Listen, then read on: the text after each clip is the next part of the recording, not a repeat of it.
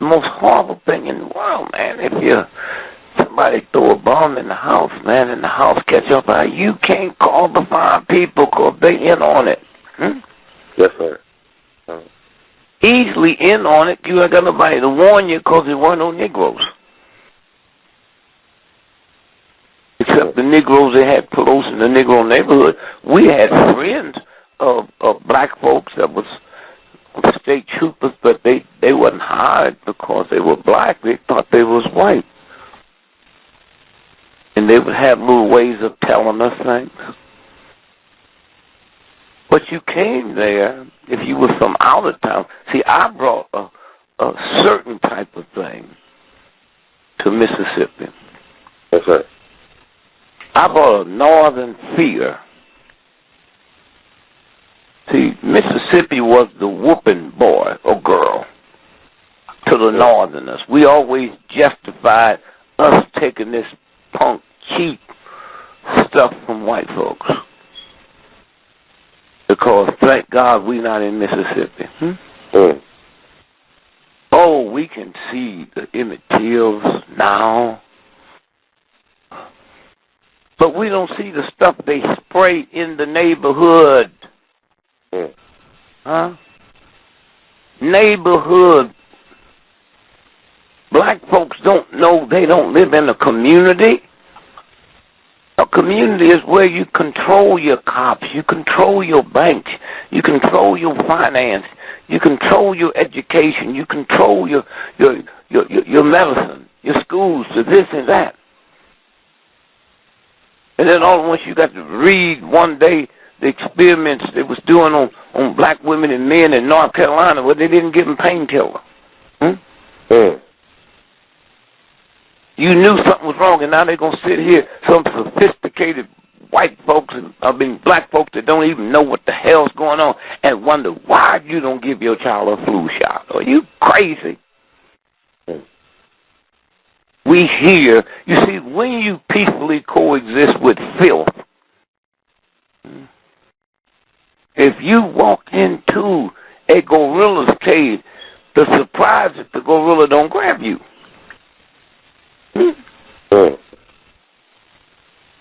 The biggest thing we had in the news last week was snakes crawled through the wall of the panel and killed 2 children, Well, nobody got upset from the standpoint of other than children. God, what a horrible death.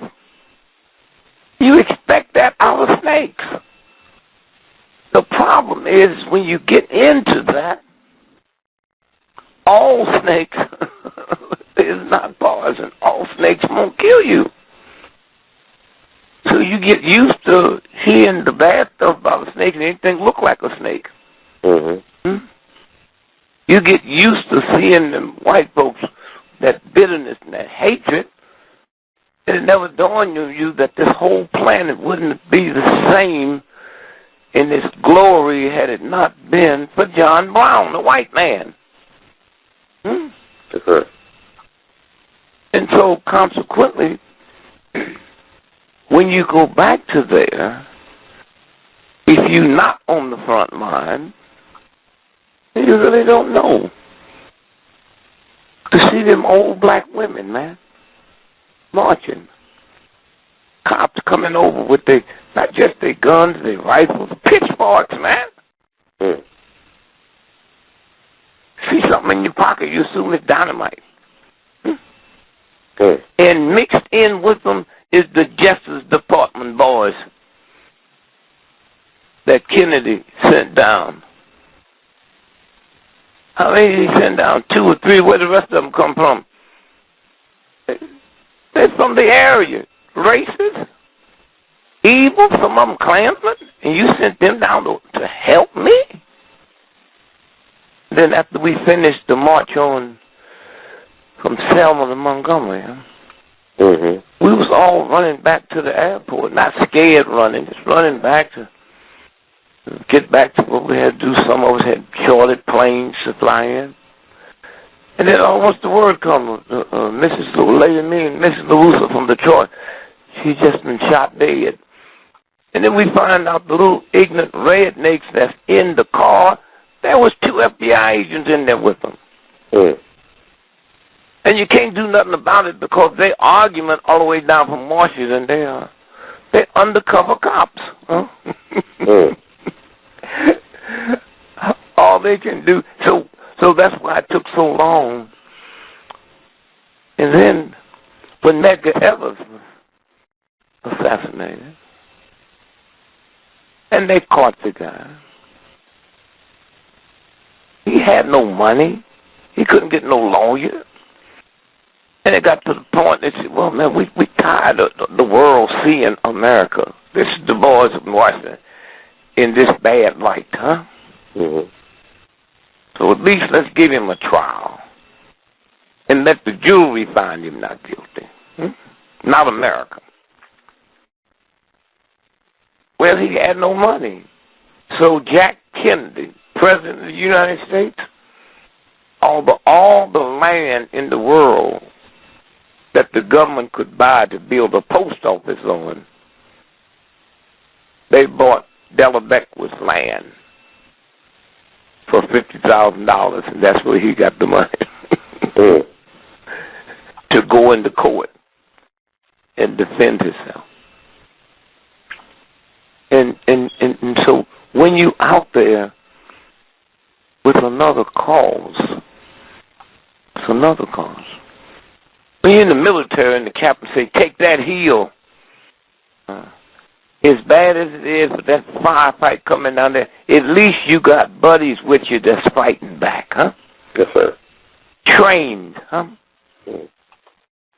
Have you been looking at that news where the American soldiers raped 26,000 men and women in the military? Mm-hmm. Huh? But you take animals to do an animal job. Call them patriotism, call them whatever you want. And so then you ask this question, if they're doing this to each other, they're doing this to white women in the military, huh? Black women in the military, what are they doing in Hanoi to them women who they hate, angry because they got to be over there? Mm-hmm. What are they doing to them that they get by with because they got carte blanche? They're not but animals. We fighting them. Mm-hmm. And so once you really do it like that for so long, then you in the barracks drunk, singing your little songs, and see that man over there that come up, look a little bit like a woman. Let's grab him. The difference is after we grabbed him, we didn't kill him. I'm sure they killed a lot of them. What they doing in Vietnam and Kuwait? They kill them after they get through. Yes. So can't nobody even tell. So America don't even have to go through the simulations of a trial. Mm-hmm. And so when you look at that atmosphere where Senator Eastland and Senator Stennis, the 2 senators from Mississippi, after we started bringing people in and the church, that black church, we started registering people to vote. And they knew something. Oh, if you want those niggas vote, be president one day. You know why they said that? Because they lived around me. They lived around me. Even when I was a slave, I lived on the property, man. Huh? When my mama was the cook in the big house, my daddy was the handyman. When they was in that house fixing stuff up for the big white boys' party, you think they had 2 toilets they went to in the white man's house? You think they had 2 water fountains? And the fear I got, it's almost gone off the faces now, but you can look at some of them old Mississippi, even with PhDs, you can see that fear on their face, because fear is a violation of God. Mm. Soldiers go to the front, they give them drugs. Why do you think they come back drug addicts? They're in a foreign country fighting somebody that they don't like and they don't like you, and yet still you can still cultivate a drug route. Brilliant movie just came out with Denzel. 2 Guns. And it shows like yours that's forcing them to do that now because Hollywood and NBC and CBS, you see where they sold the Washington Post the other day? Oh, yes, sir. Yes. Did you see it 2 days before that they sold the Boston Globe? Yes, sir. Mm-hmm. New York Times bought the Boston Globe, 10 years ago for $2.5 billion and sold it for $200 million. It was 200. Oh, wow. Okay. Huh? I thought it was 70 million. It wasn't 70 million. It was 200 million. The Boston Globe. Oh, it might have been. I'm talking about John Henry of the Red Sox, the owner. Yeah, but I mean, after they put all the pieces together, they owned a whole lot of stuff other than that. Yes, sir. Yes, sir. Like the Washington Post, Now they went for 250, right? They went for the Washington Post went for 250 million to the founder of Amazon. Yeah, is that correct? Okay. Yeah. And so it's over, and it's over because of these type of shows. They got white folks doing these type of shows, black folks. These voices you hear, they never heard. I never had an alternative to eat anything but noodles. So I never had choices. They gave me NBC, CBS, and ABC, and they never showed a lynching. And now this social network out here is popping so strong, including Russ Limbaugh and them. The NBC, CBS, and ABC didn't have to compete against white folks talking every day to that group of white folks. That's why you have a different atmosphere now. Because before them thugs came on, you see, we used to rednecks looking like rednecks. Can't read, can't write. We're not used to them looking like Hannity. We're not used to them sitting down and drugged up. And so consequently, that white person got something to eat for their mind, for their soul, that they never had before. I can look at Russ Limbaugh and them and then turn on a basketball game, And so consequently, that's why you got a different type of thug out there, because he's getting his food from somebody. Even when you was in the Klan, you hid. You knew you was doing something wrong. That's why you hid your face. And they don't have to hide now. And so, but a white America don't understand. Once you do it to me for a long time, you feel free to do it to anybody. Anybody. And so consequently, you get these movies that comes out now. And 2 Guns is about how the CIA gets a percentage of the drug money from all over the world. And they enforce it. Right. Yes, sir. Now, we never could look at something like that. I mean, we knew it, but you say it, and but when you're sitting there looking at the movie, and seeing it, and feeling it, Yes, sir. And so, did I ever think I'd live to see the day I'll be looking at the History Channel? And the History Channel, an hour and a half special on FDR, hooked to cocaine. Right. so high the day of we entered World War II. He was so drugged out, his wife had to make the announcement. Mm. And then come right back behind that and do an hour-and-a-half special of Eleanor Roosevelt being a lesbian. Right. Yeah. And then showed the pictures of the woman. This one woman who turned her out, man, and made her do social things. Mm. Brought her in the White House, had all, well, you know, certain people that knew it, but a whole lot of people didn't know it. Mm. But they're trying to compete so they can say they're Oprah Winfrey. That's a test show she has. Mm. A test show because the networks is trying to see if something like this could make it, because we got to get into that quickly. Right. You know, it's one thing to have one show for an hour. It's another thing, man, when you're networking, you got to produce shows round the clock, 24 hours. Mm. And people ain't looking. Do you know, my grandchildren was telling me, Skittles. Mm-hmm. And what else did he buy? Besides, Skittles? Yeah. I mean, they buy the video games. A lot of people love video games.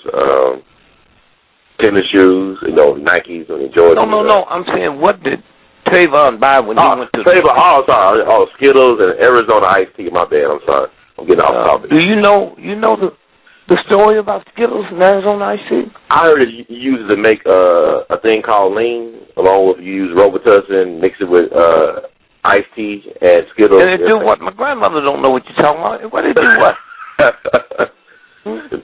Yes, sir. I mean, I'm asking you, when they mix it, what they mix it for? To make some type of concoction called lean. They call it. And they use, I guess, Robitussin with the. Yeah, but my grandmother, you still haven't told her. My grandmother used Robitussin. Yes, sir. What they mix it to do what? To get high. To get high, yes, sir. To get high. All right. Yes, sir. I didn't know that until one of my grandchildren told me, 6 years old. And then the other one said, if you mix it with Mountain Dew, it's even better. Yeah, 6 years old. Wow. They know it all. They don't have to look. Uh-huh. When I was born, there was no television. Yes, sir. Just radio. Mm. You know how stupid you got to be to listen to a tap dancer on the radio? Wow. So let's say you have a 6-year-old son, mm-hmm. 8-year-old daughter, and a 3-year-old son. And they turn it on TV. They're looking at NBC, right? And now they're trying to change another channel to get to CBS, but in the process, they pass the pornography channel. You think they not going to look at that? Yes, sir. Huh? Curiosity, yes. Mm. God, man, I didn't see a naked woman because the folks in the house, your mother, they hear. They would never let a child see them naked. Because what you're saying is, I have fouled up God's body so bad, it ain't fit for decent people to see. That's scary. Yes, sir.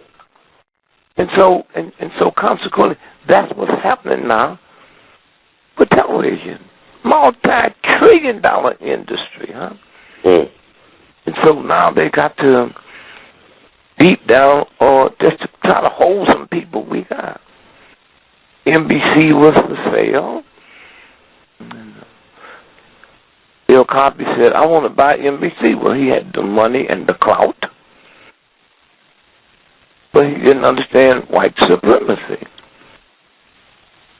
See, once you get past the front, there's some little ignorant redneck crackers that can't read or write. Mm-hmm. Do not determine public policy. But we went for that. Why not? We ain't got nothing else to do. No, the people determine public policy. Walmart, NBC, CBS, huh? Mm-hmm. Sears and Roebuck, huh? Yes, sir.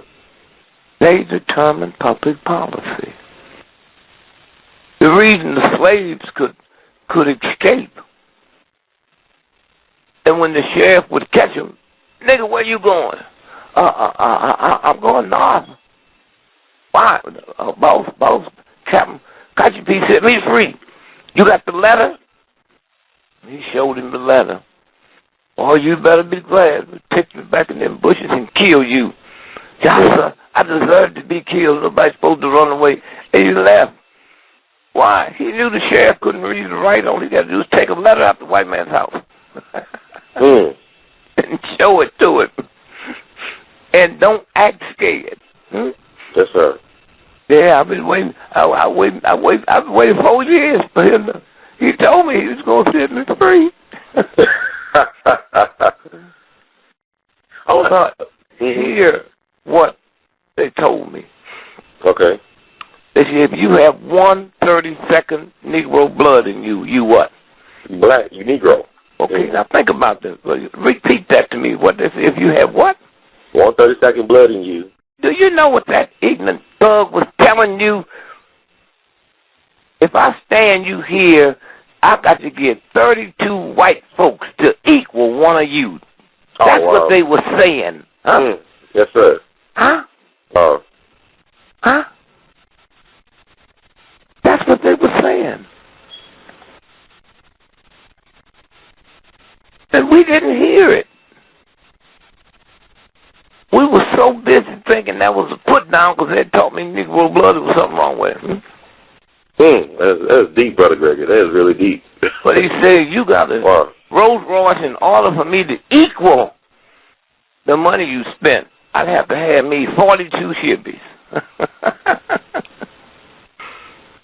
That's God. When God say, I created you, not Hitler, not some folks so corrupt, they should be running around in a jungle. And when they can intimidate you, and I'm your mother and father, then you have nerve enough to be scared and talk about you love me. The same universal God that created the Germans created the Jews. The same universal God that created the slave created the slave master. These white folks are not talking about stand your ground. Black folks don't like stand your ground. We invented stand your ground in the 1960 civil rights movement. They came with guns and the police and the government on their side, and we didn't move. You talking about stand your ground. Huh? No gun. Huh? Just a loving spirit. Huh? And willing to erase. You see, there is a universal God. I'm not talking about this one we're talking about. Yes, sir. You know, the dinosaur been gone 2 billion years, minimum, right? The dinosaur. Yes, sir. There was no church back then. So it wasn't the Baptist church or the Catholic church or the Pope, huh? Yes, sir. A bunch of thuggish men gonna pick you, huh? And make everybody think you sit at the right hand of God. Oh, excuse me, that little boy right there. Yeah, the son you bring him to me for dinner. That God, and you still go to that church? Yes, sir. Huh? God say, if I don't behave myself, say God is a jealous God. Yeah, I imagine the Pope is. But how are you going to tell me that jealousy is a violation but tell me God is jealous, huh? I mean, are you crazy? Fear God. I got 10 children, man. And my 10 children that fear me, y'all would know I'm crazy. Fear? Oh, good daddy. Gambler, hustler.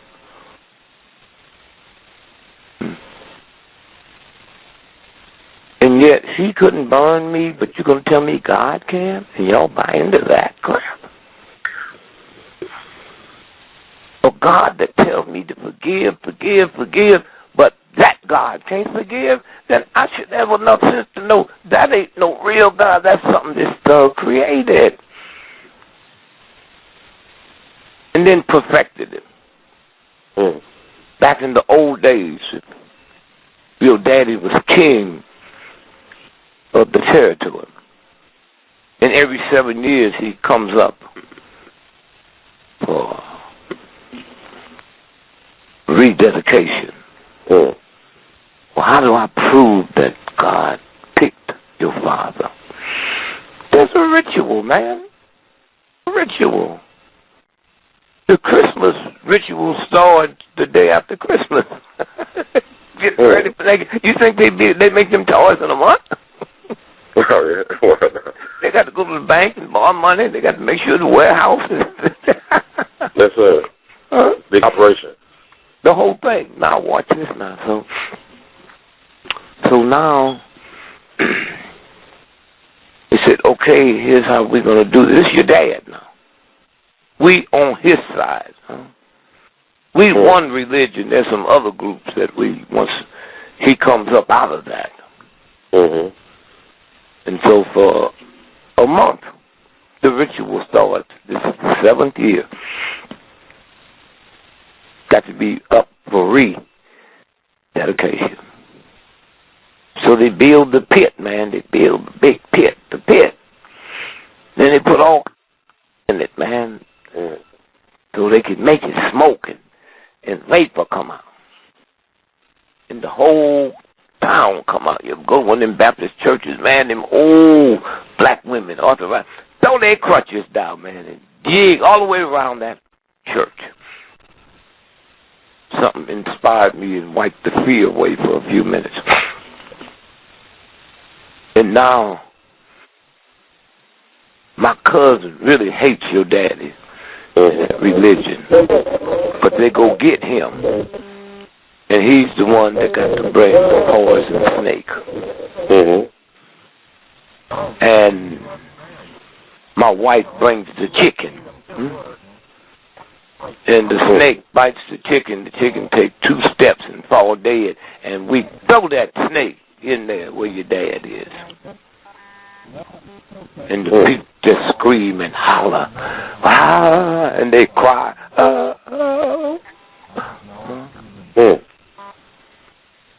And then somebody else bring a snake. Your dad is down there, man. There's smoke and stuff coming out.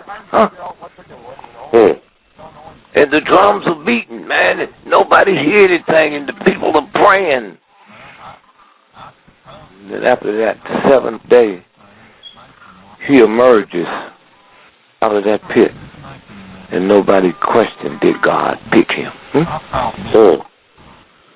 What you don't know is a month before the ritual started, he started eating garlic. Garlic repels all poison. All poison. And so then the trickery happens. Then you perfect the trickery, and you perfect it, and you perfect it. The holy cross. Huh? How'd that go? How'd the cross get holy? The Romans was using the cross. The Christianity didn't happen to 200 years after Jesus Christ was dead. So when did it become Christian cross? They used that to kill certain criminals. In Texas, if you murder 20 children, that's a capital crime, so they give you what? They give you a lethal injection, right? Yes, sir. Here's another state to give you electric chair, right? And so the state kills you to say that something happened that was so hideous. This is what you're getting. Now, back then, they didn't have radio, TV, or shows like this here, newspapers. The Christian cross was 1,000 years old before Jesus. They used it to execute revolutions. So if you go back to them days, wasn't no trains, wasn't no newspaper, no radio, no TV. So we walked. And Jesus Christ had never moved within 300 miles from where he was born. Mm. And so, if I'm executed for being a revolutionist, you never heard of me. You know, because I'm hanging on the cross. That's why they kept me there for 3 days. So y'all in the village could see it. You had to pass by there to go and get water, to visit Grandma. And you tell the children, say he's an enemy of the state. He's trying to overthrow the government. So you and your children and your family would never want to be a revolutionist because you see what happens to them. Okay? Right. Now, follow this now. The cross is what they use to execute who? Jesus. Revolutionists, right? Right. So what was them two thieves doing up there? They not revolutionists. Huh? Why were the two thieves up there? That wasn't fighting to liberate nobody. Huh? See what happens? But it's hard to break through something that's been going on for X amount of years. Yes, sir. Thou shalt not kill. I heard that before. I heard about Marines and the Air Force and the Navy. Thou shalt not kill. So now I'm over on the front line, but my brain don't deal the way you think it deals. Oh, well, Brother Gregory, all the stuff you're saying is interesting because people in the chat room, you are really inspiring people to talk about what you're saying. Like, it's kind of related to Trayvon Martin as a sacrificial lamb because people are talking about that Trayvon was a blood sacrifice. He was a ritual sacrifice. Hold. Don't skip there. All right. Okay. Okay. Mm-hmm. So now, that's revolution. Those of us that's informed, we shocked that King was able to do what he did. See, King's mother and father was Republicans, you know that. Yes, sir. King was a Republican. Mm-hmm. Mom and Daddy was conservative Republicans, huh? Yes, sir. Grandmother and grandfather was right-wing conservative Republicans. Huh? Oh, wow. So if he come up in the atmosphere with conservative and not liberation, how did he do that? That's when you know there's a universe somewhere. Did you hear me? Yes, sir. They didn't have no problem with Negroes there. Go see Daddy King, huh? How was he able to do that? Huh? When the atmosphere you grew up in, huh? Boy, he had to be careful with his revolutionary theology because he didn't want to embarrass and hurt Grandma and Grandpa. Somewhere, the great part about that story, I mean, it's hope for all of us. If you didn't go to school and can't read or write, that means you can't come up with inventions. Because your brain didn't come from Harvard or Yale. How did they plot the universe with no Harvards and no Yales and no schools? How did they plot that? How did they learn that? And one day when you find out the brain is not controlled by you, it's here to help you. I broke my leg. I got a crutch. But that crutch don't tell me where to go. My brain tells me. Crutch helps me get there because something happened. And so when you stop and think about, when you say to your child, see, children don't hear what you mean, they hear what you say. Yes, sir. When you say to a black child, you got to be twice as smart as a white person. You know what you just told their brain? I'm dumb. That's what that means to a child. Huh? Yes, sir. I'm dumb. You got to pay twice as more. That makes me think you tell me the white boy got money, got rich. Huh? No, it's beef. You got to be, and now they got tests. Now they have tests. That's why the problem with Negroes not being able to make it, we listen to shows like this and shows across the country and listen to people telling us that's not qualified. That's not qualified. What do you mean? Theater, huh? My son came to me, my oldest, and said, Dad called me and said, you got to help me, Dad. I'm hooked to crack. I said, I can't help you. I ain't never smoked a reef, and please don't call your mother. She never drank a beer. He said, Dad, you go all over the world helping people. I said, son, stop the bull. If a doctor would have told you you had a brain tumor, you wouldn't have called Pop to come to Dallas and cut your head open, huh? Who would you call? The insurance company don't pay for your Pop cutting your head open. The brain surgeon, huh? Yes, sir. We sitting out here wanting to help something we didn't create and don't know what to do. When Napoleon had the mightiest army in the history of the planet, huh? Yes, sir. Went into Haiti and got destroyed, huh? And the French people said, wait, we got to find out what this is. And Napoleon said, let me check. You don't qualify, boy. You trained to be a killer. You trained to be an animal. We sending our scientists in, huh? The one that goes to the best restaurants and the best dining and live in the best areas, and they under no pressure, and they went in. And they said, wow. They gave their report, huh? Wow. Said, how'd they do it? Say, voodoo. Voodoo is a French word. You know what it means? Spiritual atom. You can't see a spirit and you can't see an atom.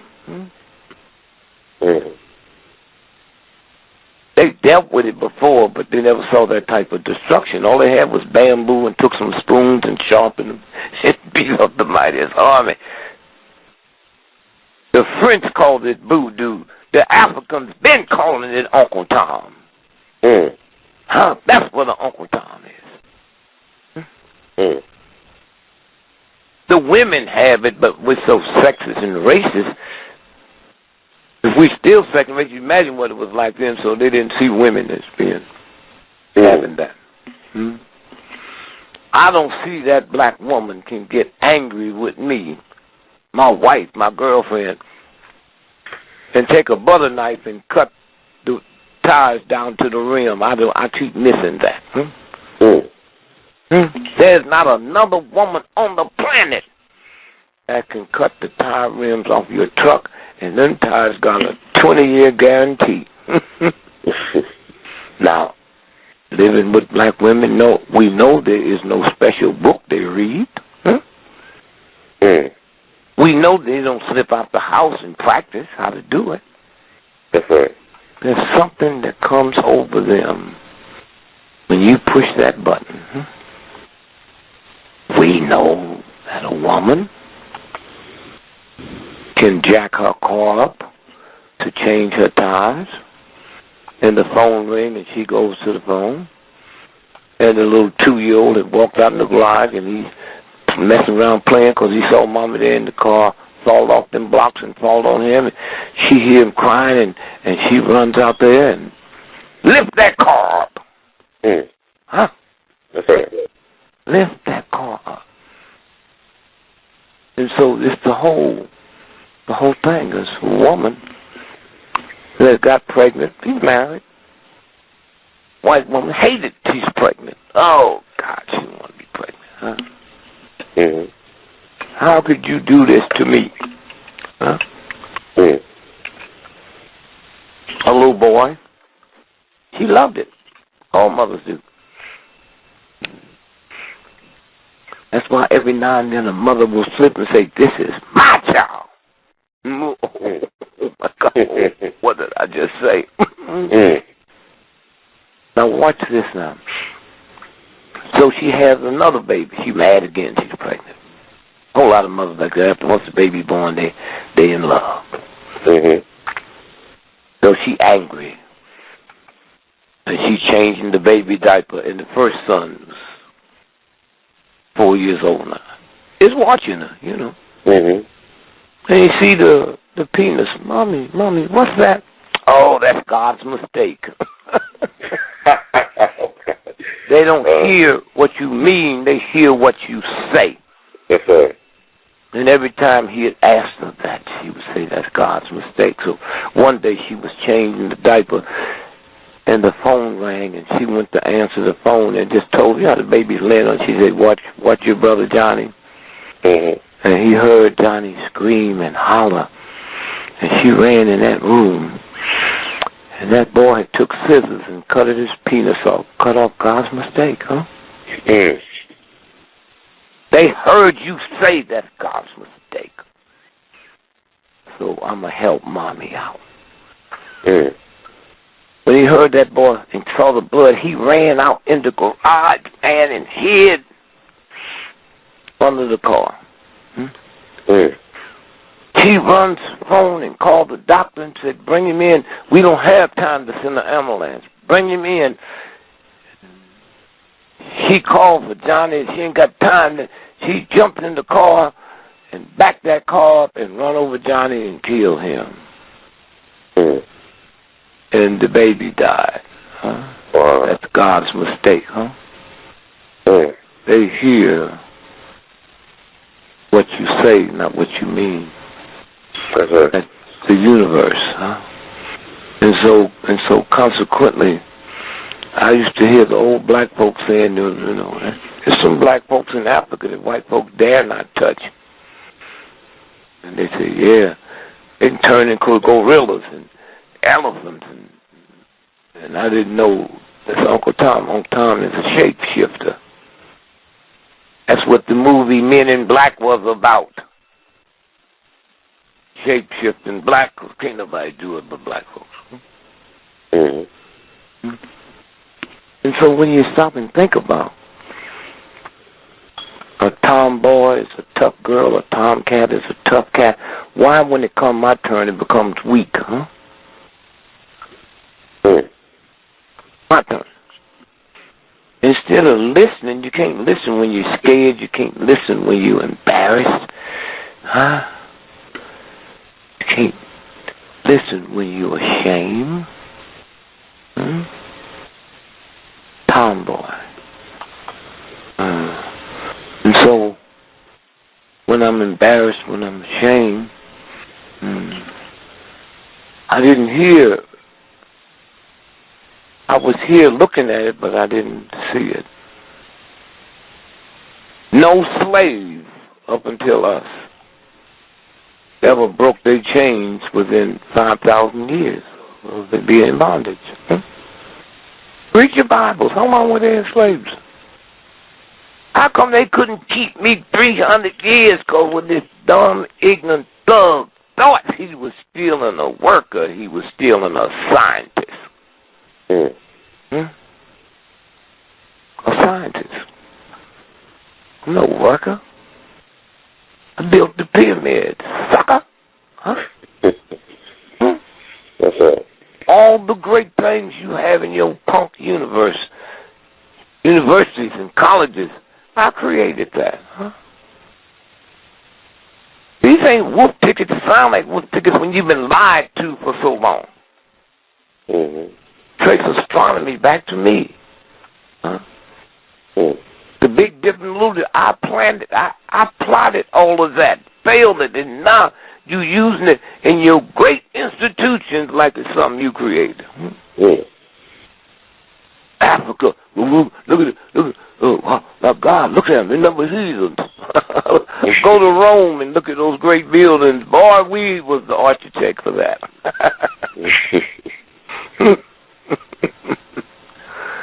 Yep. And so when you hear and listen and hear, there's something that comes over me at a certain time. comes over me. And so if you're looking at Tavon, let me deviate for a minute. Are you aware that last Thursday was the president's birthday? Yes, sir.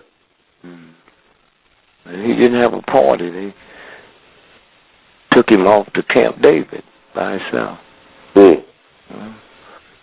Because they shot down 2 F-16 Falcons on their way to the White House to bomb it. You said that they sent 2 F-16 fighters to bomb the White House on Obama's birthday? Yeah, I know that. They probably didn't care about his birthday. It just so happened it happened to be on his birthday. They were going to send all those bombers to kill him?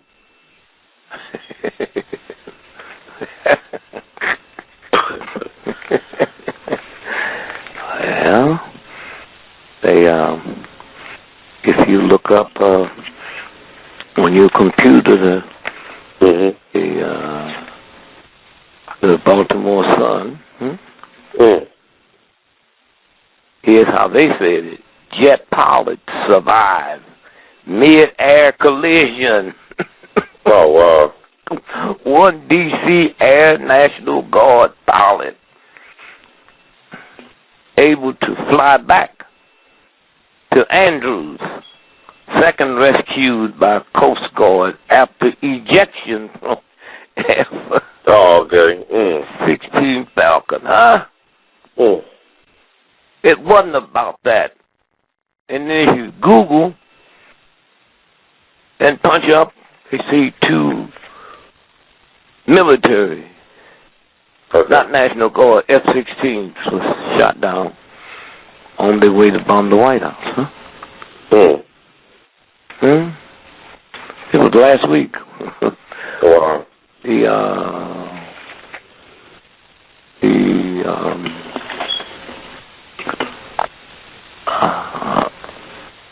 D.C. police, as we talk, is still on a 16 hours a day work shift. They say it ain't over yet. So that's America. America. They mad at Russia now because they let the brother stay there. What we're going to find out is China and Russia stole that stuff and the heat was just on, so they gave it to him. Oh, my God. So he's a patsy? Huh? You said Snowden is a patsy? He's a pawn? You ain't a patsy when they paying you big bucks. Okay, I got you. Okay. All right. So they ain't mad at Russia and China. They're mad at him. Okay? And so consequently, are you aware, I don't know if I mentioned this or you can Google it, were you aware that Senator John McCain was sentenced to die by a military court in front of a firing squad? Did you know that? I know that you talk about him being a traitor. I didn't know he was actually sentenced to die for being a traitor. Yeah. I didn't know that part. Yeah. And the only reason he's alive is Nixon pardoned him. Okay? And he's bad-mouthing this guy. Oh, ain't that something? And this is something you need to pull and play for your audience. He made a tape for them to play to the North Vietnamese people while he was prisoner of war. So if y'all take me to your hospitals and heal me, I'll give you anything you need. So the tape said, "Hi, I'm so-and-so, John McCain. I'm a war criminal, a murderer. I flew Navy fighter jets and dropped them on schools, and I killed women and children." That's him and his boys. So they said, well, okay, now every day there's a run of these planes dropping on bombs on North Korea. right? Mm-hmm. North Vietnam, I'm sorry. Every day.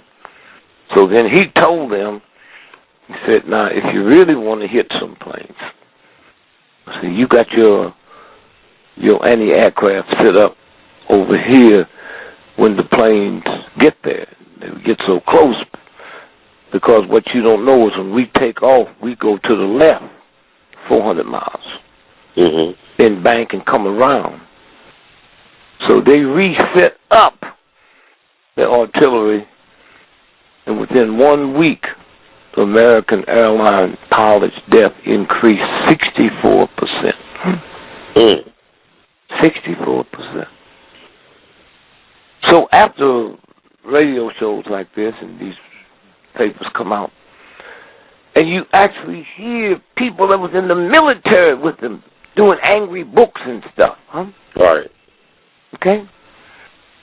And so consequently, this is why you don't hear stuff like this.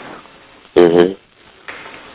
And so consequently, said, well, they're going to kill him because he's Negro. Yeah, just like they killed John Kennedy because he's Negro, right? They killed Lincoln because he's Negro, right? Well, you said Kennedy was a Negro? No, I'm trying to say, if you think this is just treated for black folks, right, exactly. How many white folks presidents they assassinated? That's true. So You're why right. you want to, see, we always want a hog painting. Yes, sir. Yeah, But we don't go downtown to the traffic court tomorrow and see 98% of the folks in traffic court are black folks. And I said, okay, one problem. If I'm doing this, I'm speeding. How come when I'm driving down the street, I'm not passing white boys and girls? If I'm doing that much speeding, no. And we tolerate it. We tolerate it because we're so busy trying to be educated to please white folks. You saw what happened to Oprah Winfrey last week, didn't you? Yeah, they said, yeah. What's your take on that? I'd like to get your take on what happened to Oprah Winfrey. That's all over the world, man. What take? Take on what? I mean, was that racism? I mean, would you call that racism, or was it a class? Well, first, the word racism is the ability to control somebody else's fate and destiny. That's why a black person in America can never be a racist. I can hate all white folks. I don't have the ability to see to it their children go to bad schools, huh? Yes, sir. Or they go to jail without a lawyer, huh? That's what that's about. And getting you, we let them tell us reverse racism. And you hear these Negroes sitting on these shows that's not qualified. Oh, so-and-so finished Harvard. So real white folks wouldn't send a dog to Harvard or Yale. Did you know that? All your Ivy League schools in America was built by white slave owners for their dumb white boys, huh? All of them. Well, what about somebody like Charles Barkley? He doesn't have a Ph.D. from Harvard who says that black folk can be racist, too. No. You expect that out of him? Okay.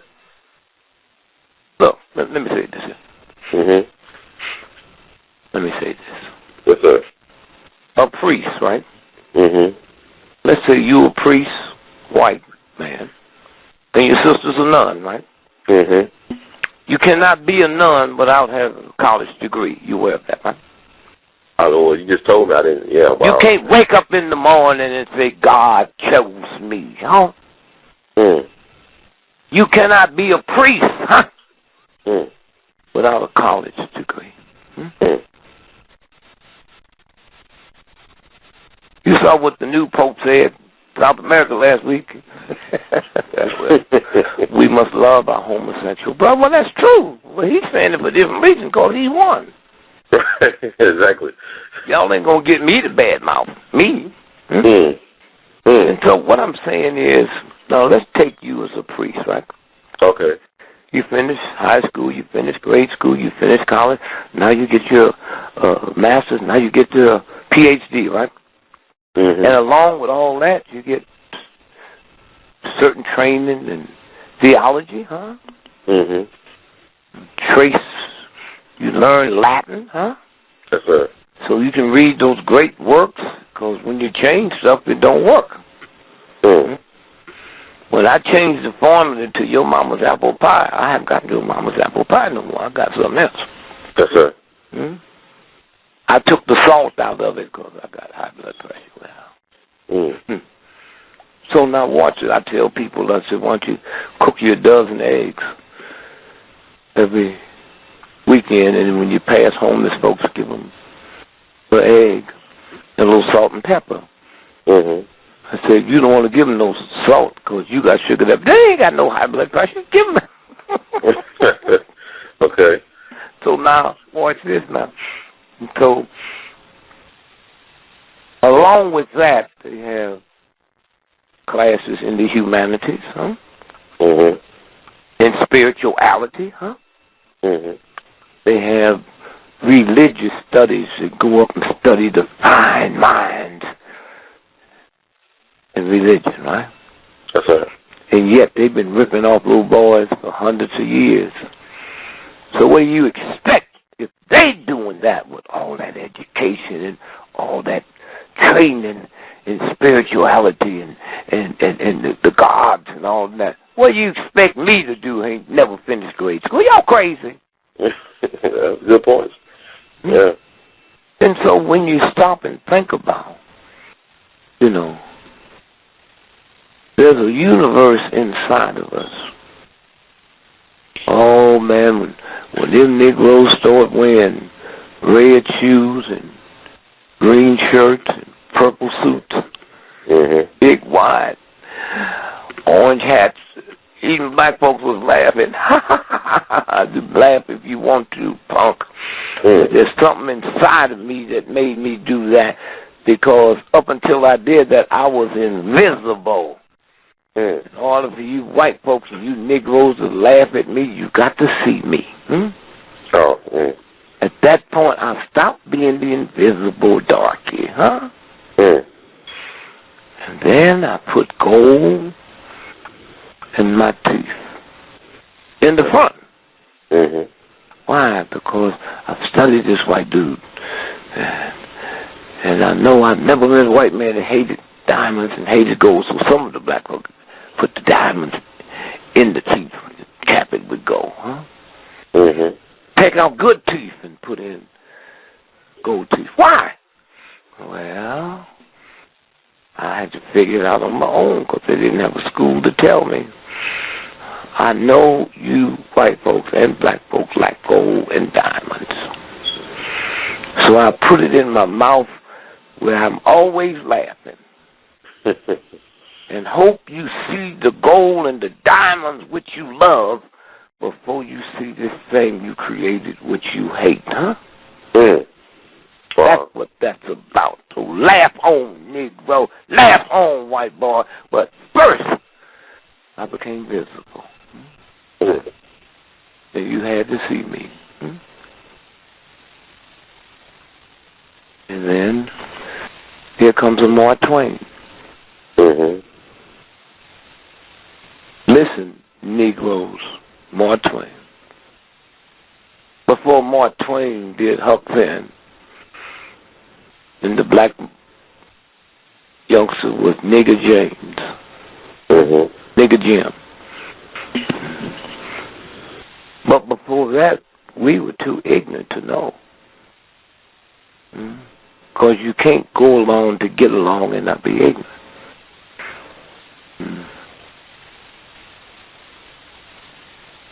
A black person didn't have a first name. That's Huckabee's nigger.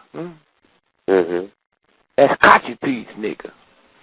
And Mark Twain, with his brilliant self that don't got to get approval for ignorant black and white folks, just from the universal order, he said, this nigger's name is Jim, Nigger Jim. And everybody missed it because when you're violating the universe, you're not supposed to participate in the fruits. This nigger's name is Jim.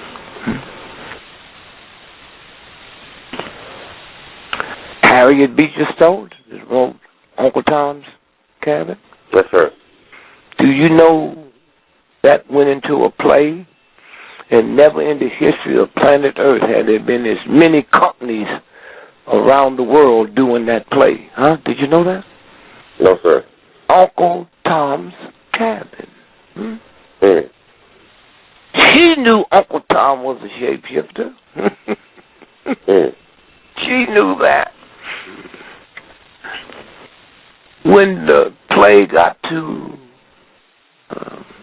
Zion, right? The king of Zion looked at it and said, oh, wow, wow. Oh, if we give you the money, would you turn this into a musical? Mm. Did you ever see The King and I? I heard about it. Yes, I know of The King. No, run see it, The King and I. Yes, That's sir. Uncle Tom's Cabin. That's the musical. Oh, wow. Hmm? The biggest thing on Broadway last 2 years ago was the Book of Mormon, huh? Mm-hmm. That's Uncle Tom's Cabin. Mm. Hmm? Wow. If you don't qualify to help me, then you should leave it alone. Hmm? Mm. You don't give mouth to mouth on a chest wound. Hmm? Yes, sir. Did you hear the cop doing the Trayvon Martin trial? Said I gave him mouth to mouth? Yes, sir. That racist redneck gonna put his lips on a black man's lips who he hates? They put gloves on, man, just to hold your wallet in their hand. Mm. Now put that image, just visualize what it looked like with him over him, giving him mouth to mouth. Huh? Mm. Now go to Malcolm laying on the stage. Wasn't that brother giving him mouth to mouth? Yes, sir. Then we found out that brother was a undercover New York cop. Was so undercover his paycheck came from the utility company. Yes, sir. And now he's a CIA agent. And Eugene Roberts. Yes, sir. Mm-hmm. You kill with mouth to mouth. You never give mouth to mouth on a chest wound. It brings air bubbles into the lungs. Yes, sir. I said, Brother Dick, some people having trouble hearing you. They say, can you speak up a little bit? Do what? Speak up a little bit louder. They're having trouble hearing you. Okay. All right. Okay. Let me know if they can hear me. Can y'all hear them now? Oh, 1, 2, 3, 4, 5. 1, 2, 3, 4, 5. Yeah, it sounds clear. Thank you. Okay. And so, if you don't know, you don't know. When they shot Lee Harvey Oswald, they gave him mouth to mouth. When we get the autopsy show, he died from air bubbles to the lungs. Mm. Hmm? Yes, sir. Wow. And then now there's stuff coming out. And NBC and CBS, they've been knowing that, but they wouldn't put it out. We all hear about the Tuskegee experiment, right? Yes, sir. Injected syphilis into black men, huh? Mm-hmm. But they didn't tell you who ran that was the Tuskegee Institute's nurses department, do they? Black nurses who had one of the better nursing schools in the world at the time. They carried that out for the government. Why? We walking around talking about little black boys with their pants below their drawers. Are you crazy? First, when you hear people talk about they wearing their pants below, well, I never heard you black folk criticize the mafia. I never hear you calling in this radio show criticizing drug pushers black on the corner and grandma got to walk past them to go to CVS to get her arthritis pain medicine. I don't hear you criticizing that. Why? Because you know they'll hurt you. You criticize safe stuff. Huh? Yes, sir. The priests, were they wearing their pants below their belt for 200 or 300 years, ripping off little boys? Huh? The folks that killed Jesus, were they wearing their pants below their butt? The mafiosos who have brought this country down to animal standards are the most immaculate dressed people on the planet. What are you looking for? Well, maybe that's God saying, never again will you criticize one of my spirits that I made Because you don't like their appearance, huh? Yes, sir. And all you folks listening to me now that just outraged over these youngsters with their pants below their drawers, let me tell you something. Let me tell you something real good. That's sexism, and you women don't even know it. Come on, y'all. Y'all see women walking down the street with bikinis on, man, it look like they naked. You don't criticize that. Show me the booty, huh? You see that? They got these little short skirts on so short, man. But that don't bother y'all. But women, just like black folks or anything white folks don't like, we don't like. Anything men resent, but you young folks might not know that. About 20 years ago, at the white football games in college, 150,000 people, 120,000 people in the stadium, and during halftime, the white folks would take off their clothes, get naked, and run across buck naked, and they called it streaking. Oh, what fools. Streaking. And let me tell y'all something else. Any of you all that drink whiskey like I used to drink whiskey, how many times did I get in my car under the influence of alcohol and drive home? I was committing a crime. Wearing your pants below your drawers is not a crime. Okay? All right? Not a crime. But you thugs, if you ever bumped into one of them children out there wearing their pants below the drawers, it wouldn't break nothing. It wouldn't kill you. Huh? This coming holiday, more people will be killed by drunken driving than will OD from hard drugs in the next 5 years. Huh? Oh, wow. All right? Okay. And you're going to criticize somebody who's not breaking a law? The universal God put me here naked. And don't tell me I was going to cover up, because back then there was no clothing places making clothes in there. But while you criticizing that, I never heard you criticize Vaseline petroleum jelly. You need to help me, man. What is Vaseline petroleum jelly? Tell me, please. Play dumb. Don't get smart on me. I don't know I don't know. Have you ever heard of it? Yeah, petroleum gel, yes, sir. Huh? Petroleum gel, you said NASA petroleum gel? Yes, sir. You see mothers use it on their little baby? Yeah. It was like, yeah. I used to get it during childhood. Don't it say petroleum? Ain't that gasoline? Yeah, so from all the saying, yes, sir. It's supposed to be how gasoline. Stupid you got to be to rub gasoline on your baby. Very stupid. I think. Oh, black folks look around and see that ash on them black legs. Do you realize that you get caught with Vaseline petroleum just trying to sell it, and they'll put you under the jail? Wow. Vaseline petroleum. They don't lie. A lot of stuff they lie about. Vaseline petroleum jelly, huh? Vaseline petroleum. Put on, baby. Put on your hair. Get them kinks out. Huh? Somewhere. It's a new day now. A new day. I think anything have ever shocked me. The human called ill and give her a number. There's a book out. I don't know if I mentioned it to you. Called. Who is it? I'll think about it in a minute. What's that? National Geographic. It's a book out called 1001 People Who Made America. Okay. They called ill. I'll tell her today to get it to you. Yes, sir. 1,000. They go back before the Mayflower, man. You know how many billions of people have lived and died in America? Not at one time it was a billion, but billions. You know, there's 350 million Americans today. Yes, sir.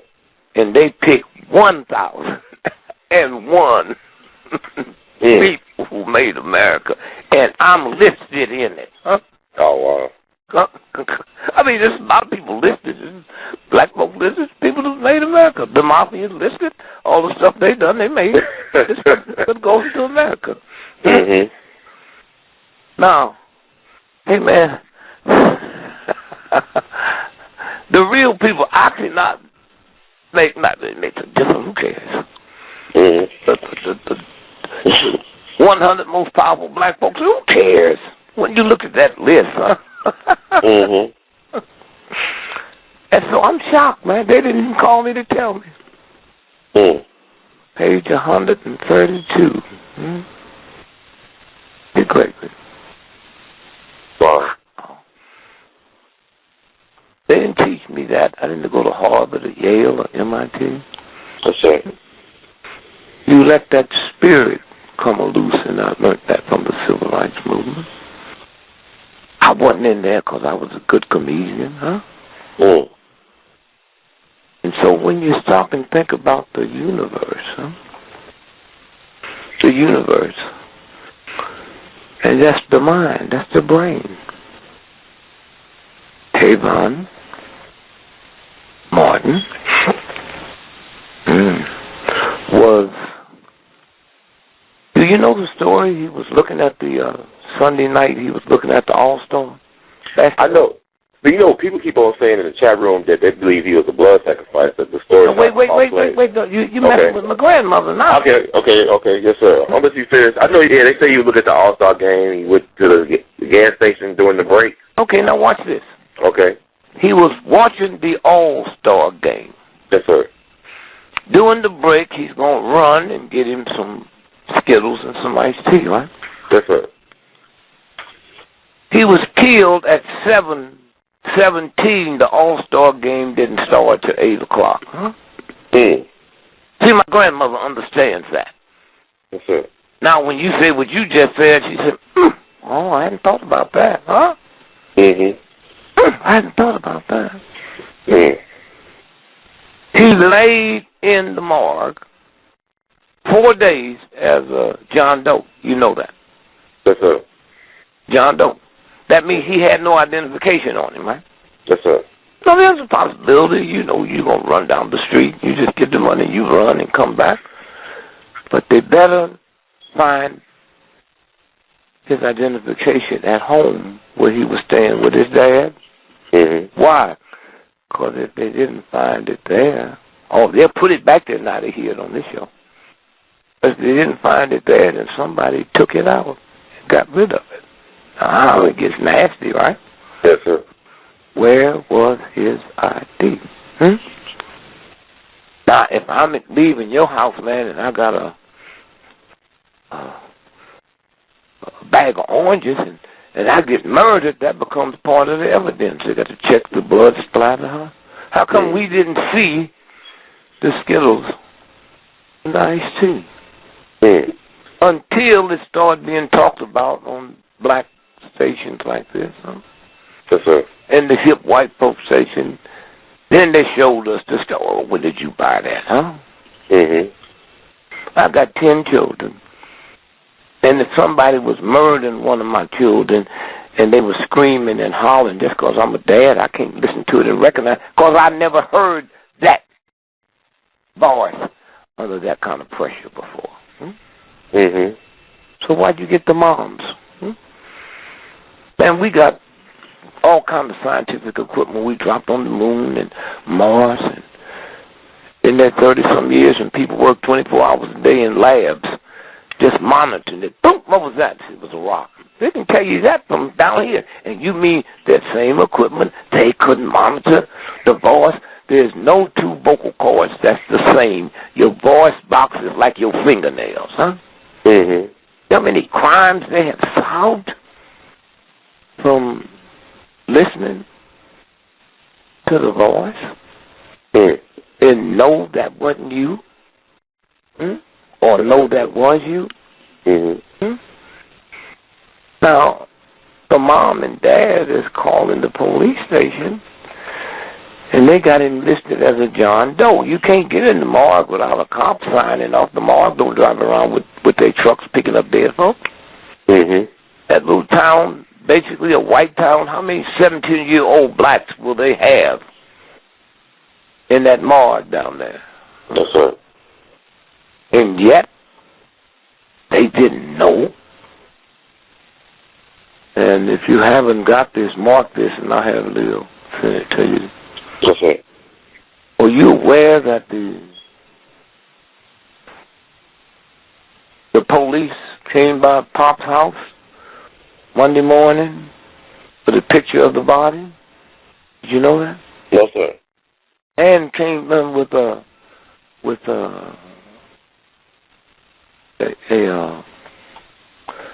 chaplain, huh? Mm. So if they knew that Monday, and for the next 3 days he's still listed as a John Doe, huh? Now first, you said, Mr. President, since y'all want to investigate, let's find out if that's a true story. I got the report, huh? Yes, sir. Or you aware 5 of the cops that showed up at the murder scene is not with the police department down there no more? No, sir. Wow. Hmm? Oh, now, wait a minute. And had it not been for this type of social radio, we wouldn't be discussing him, because he never would have been brought out where the public could see it. And then the FBI go down there, the Justice Department, and I'm telling you stuff that they don't know, huh? Or they part of it, huh? What's this about? Sir. Are you aware that the insurance company settled that wrongful death case out of court last year before the trial? Did you know that? Yeah, the Homeowners Association, you mean, gave the Trayvon Martin parents the money? Well, first they say they gave it. See, this is so outrageous. Okay. You got to have somebody to check it, like I did. Yes, sir. Did you know he was killed on February 26th, right? Yes, sir. Do you know the policy wasn't taken out until March the 30th? Actually, you know what's funny? I'm reading the story now. They talk about, Trayvon was a blood sacrifice. His parents getting rich off of this blood sacrifice that was made, concerning what you just said. It's funny you just said that, 'cause I just read it a couple moments ago. Somebody had posted it in the chat, this link. Now, listen to this now. Mm-hmm. If you had an accident today, right? Yes, sir. And I take on the policy in October, the insurance company going to pay for that? Oh, hell no. They don't supposed to pay for it in the way. and look, what I'm telling you now, that's locked up the orders of the federal court. Mm. Okay? Now, again, I'm saying it might not be true, but the Orlando Sentinel, Mm-hmm. They went into the story, man. You can pull that up.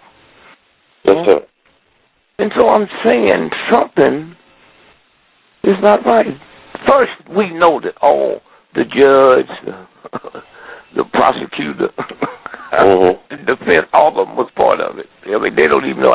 Did you see the case when the judge got mad at Zimmerman and walked out of court? Yes, sir. He walked out of court. I know she got mad because she tried to get him to testify. She told me that part. Yeah, but I don't want to get into that. She got mad, or maybe what she got mad about. Okay. The judge, when you walk out of court, if he would have lost that case, he could have appealed it just on that. You have the power to bust me for contempt. You take the jewelry when you walk out, huh? Oh, wow. Okay.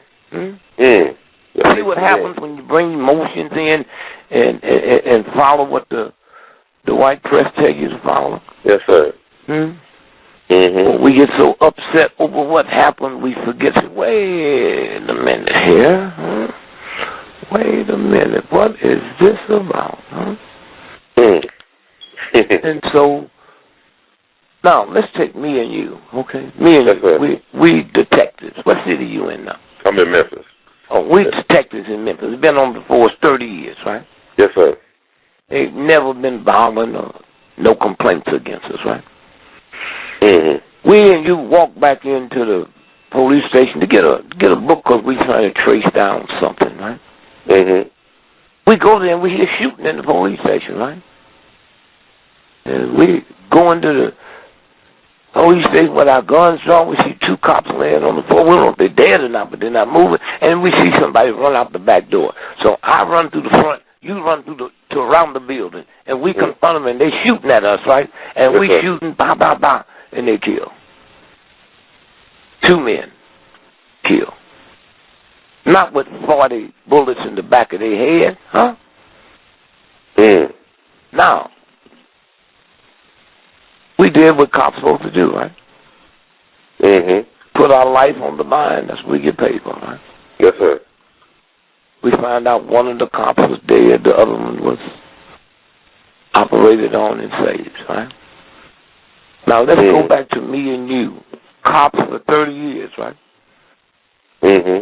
Killed 2 folks that invaded the police department, huh? Yes, sir. Don't they take our gun away from us that night, give us a desk job, and test us for alcohol or drugs? Yes, sir. They're supposed to. That's protocol.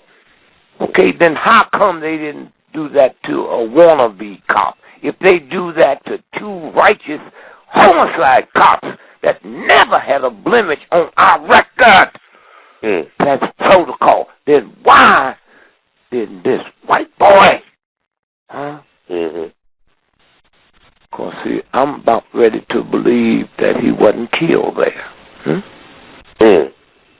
Killed someplace else.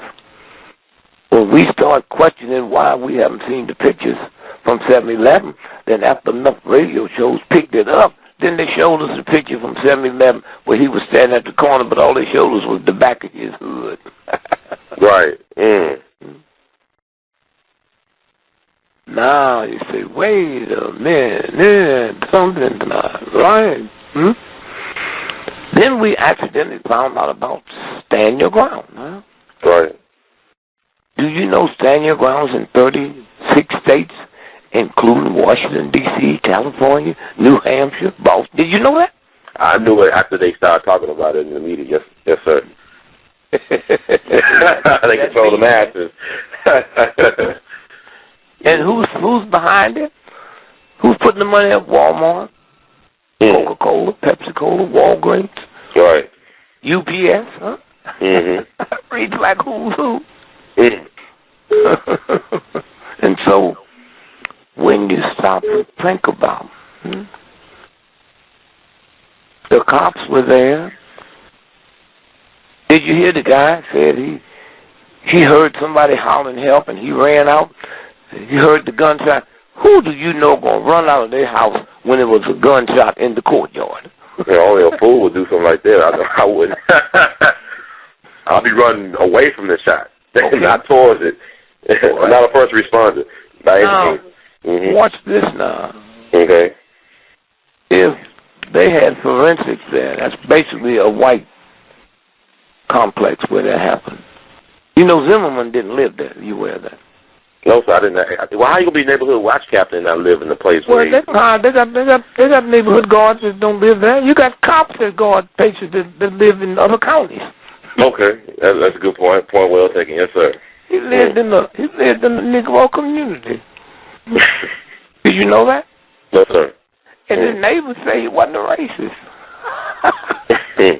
Interesting.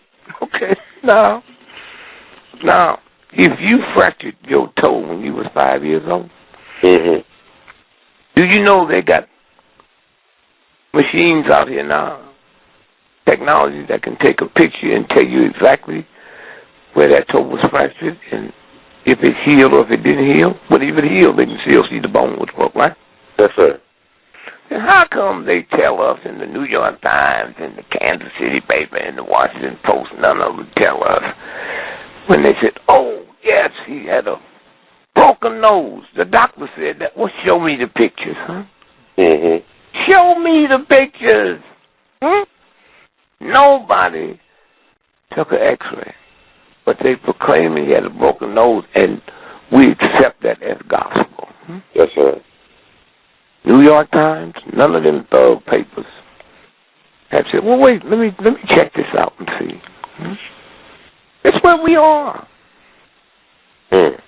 So then if you got a whole lot of people that's doing this and some people that know how it works, why wouldn't somebody come up and say, well, this must be a blood sacrifice, huh? Mm-hmm. Why wouldn't they? That's right. Do you remember about 6 months ago when them cannibals was eating folks? That's right. The zombies in Miami, right? One in Miami, the guy was eating the guy's face. Yeah. Wait a minute. How come the government haven't spoke out on it? I mean, good question. Could that be some new stuff that Al Qaeda's making? Mm-hmm. You hear me? That's right. How come they haven't spoke out and made worldwide news? Mm-hmm.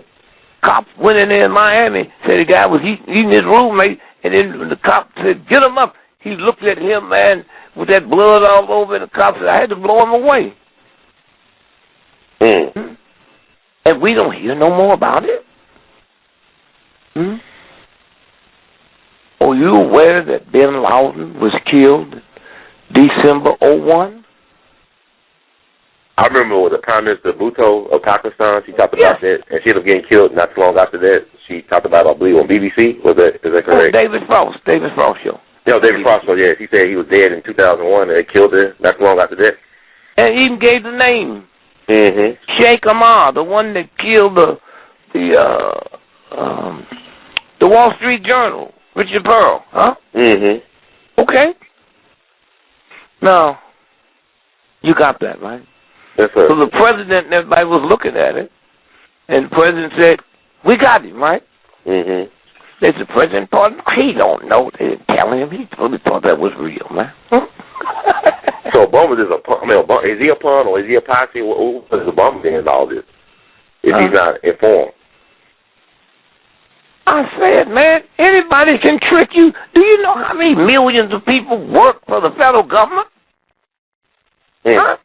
And do you know how few people you get to a point, the rest of the people been there 40 and 50 years?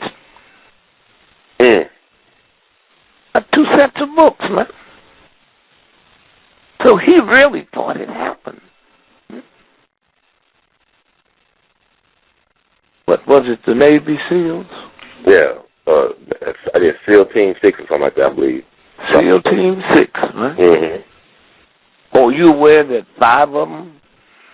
I mean, if it wasn't real, they know it wasn't real, right? Yes, sir. So they used to have old saying during World War II, a slip of the lip can sink a ship. And loose lips, So they got to be careful about these cats, you know, and Navy SEAL drink and hoe out and do all that kind of stuff. You're willing to be trained specially to murder people without a trial. Mm-hmm. You know, 5 of them went down in a helicopter crash here in America. Oh, wow, okay. Did you know that? I knew someone was killed, not too long after that, but I didn't know it happened in America. Yeah. Just pick up, you can Google that while you're talking. Okay, I'm doing it now. And the 6th one, the one that shot him in the head. Yeah. He was killed on a rifle range with his Navy SEAL partners. They shot him in the head by mistake. I heard about the one in Afghanistan, like 22 from SEAL Team 6 got killed in Afghanistan. Yeah, well, you know. There was one in America, too? I didn't hear about the one in America. The 5, the Navy, the main ones, the 5. What else is it you haven't heard of? That's true. There's a lot of things out here. You know? Yes, sir. You heard about the Boston Olympic bombers, right? Yes, sir. But you didn't hear... Okay, Boston Marathon bombers. You talking about the Boston Marathon bombers, the brothers? Yeah, but you didn't hear that the United States government shut the nuclear plant down in Plymouth, Massachusetts on Saturday. The race wasn't until Monday. Oh, wow, they told you? Wow. Yes, sir. Okay. You didn't hear that whole family was CIA, did you? They just didn't know they was going to be double-crossed. I knew his uncle was married to a CIA spook's daughter. I knew that. I didn't know that the whole family was CIA. No, and that's the one that's in business, in all business, with Clinton. Don't tell me about Clinton. I saw that Mina, Arkansas documentary recently. So when you were talking about, man, what's the point, Brother Gregory? Why should you know all this stuff? It's making people's head hurt. I didn't hear you. Why should we know all this stuff? This stuff is very depressing for a lot of people. Oh, man, you got stuff going in your house you don't talk about. Don't come up now. Act like we so pure and they so dirty. You know what I'm saying? You married, man? No, sir. You ever been married? No, I haven't been married. Not yet. No. Yeah. Oh, you haven't? No, sir. You got some partners that's married? Yes, sir. Have they ever beat their wife up? They won't tell me. Okay, that's what I'm saying. she put double pancake on. I'm not laughing at domestic violence, but I see your point. No, I'm saying we got stuff going in our house. Yes, sir. We got sex things we do. We don't share it with our friends, our bosom friends. Yes, sir. Why you worried about an evil government not telling you something and then covering up? Now let's go back and look at Boston for a minute, right? Yes, sir.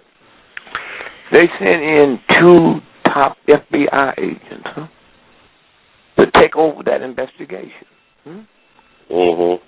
Okay, so that meant the state police, the local police, the sheriff, all of them, before you can say anything, you got to filter through these 2 agents, Mm-hmm. So one day, soon, Google, the 2 top FBI agents that handled that, they was killed in Virginia.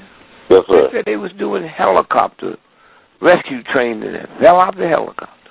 Yes, sir. I heard about that. Mm-hmm. I said, oh, my God, if anything happened to me, my wife, tell them don't call the FBI. Yes. Now, you heard about that, right? Yes, I heard about that. Yes. Did you put the pieces together? I mean, it's always an inside job, it sounds like. It's always an inside job. Okay. Now, watch this. What was the guy who did the article on General McChrystal? Oh, Michael Hastings. Yeah. Tell us about Michael Hastings. Now, you know, about 3 weeks ago they killed him. Yes, sir. I think it was like in June, yeah. In June, yeah, in California, in L.A., yes, sir. So, you know how they killed him? They blew up his car, his Mercedes. With what? I don't know. I know a drone.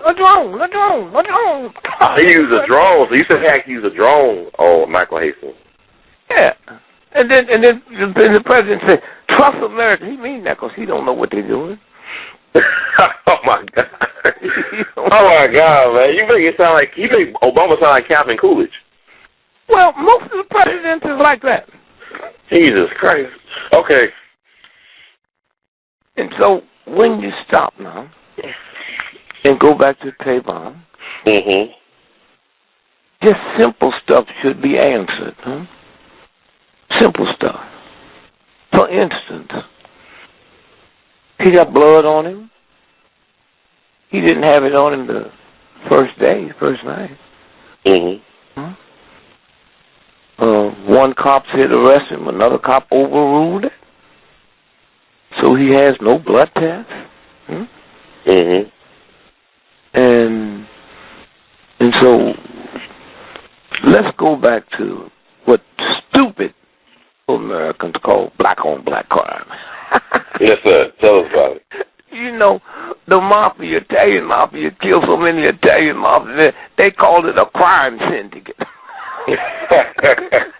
Big business. That make everybody think, but here's what you got to say. If me and you just some thug dudes, you see, the Bloods and the Crips was created by Stanford University. Did you hear me? Yes, sir. In the book, The Committee of 300. Okay? On page 86, they talk about. That's where it was created. On the, and you should pull this up for your audience. The San Francisco Chronicle, September the 12th. That's the day after, right? September the 12th. San Francisco Chronicle did a front page story that Mayor Willie Brown had a tip on Friday: don't take your Tuesday flight to New York. I know who said it, but I'm not going to say who said it. Okay. Now, that ran front page. Well, here's all I want. I don't care about that. How come the New York Times didn't pick that up? How come the Washington Post, how come your Memphis paper didn't pick that up? That's from another buddy paper, huh? Then that Friday after that Tuesday, another front page story. San Francisco Chronicle. That ex-Secretary of State George Shultz was told the week before, don't go to that meeting in New York. Nobody picked it up. Nobody picked it up. If I would have went out there and the mayor, it went worldwide. Worldwide. And the government wanted an investigation. You know that, right? I couldn't hear that part. The government was what? On September 11th, they wasn't going to do an investigation. Until the one lady organized the women whose husbands had died, right? And forced them to do it. And so when they came out with the 7/11 investigation, she gave her a copy. She said, "This is lies. It's not true." When that plane, what is it? That plane crashed in Buffalo, New York. She was on that plane. I remember that. Was it like in December or January or something like that? Yeah. I remember that. Okay. Yeah. She was on the plane. And so this is what we're dealing with. So when you look at plutonium, pull that up. Okay. 1929. They had like you build a campus. They had built a facility for mentally retarded children who will never be able to be normal. They built that facility outside of Boston. Like white folks, no black folks there. And the government wanted to check out plutonium. And they mixed plutonium in those children's oatmeal. And so if they do that to them, what do you think they do to you? And also pull up another thing where the CIA in the early 50s in a village outside of Paris mixed some acid. Yes, sir. The acid that they was snorting and doing all that stuff into the dough they used to make the bread, and programmed them to believe they was airplanes and pigeons. They was jumping off mountains committing suicide. This is white folks, the village outside, huh? So they didn't just start this. So let's go back to drive-by shootings. That's not in white neighborhoods, is it? White folks don't do drive-bys, huh? In the black neighborhoods, right? Now, when did these thugs get so much ethics that when they come by and shoot, they don't shoot women? Did you hear me?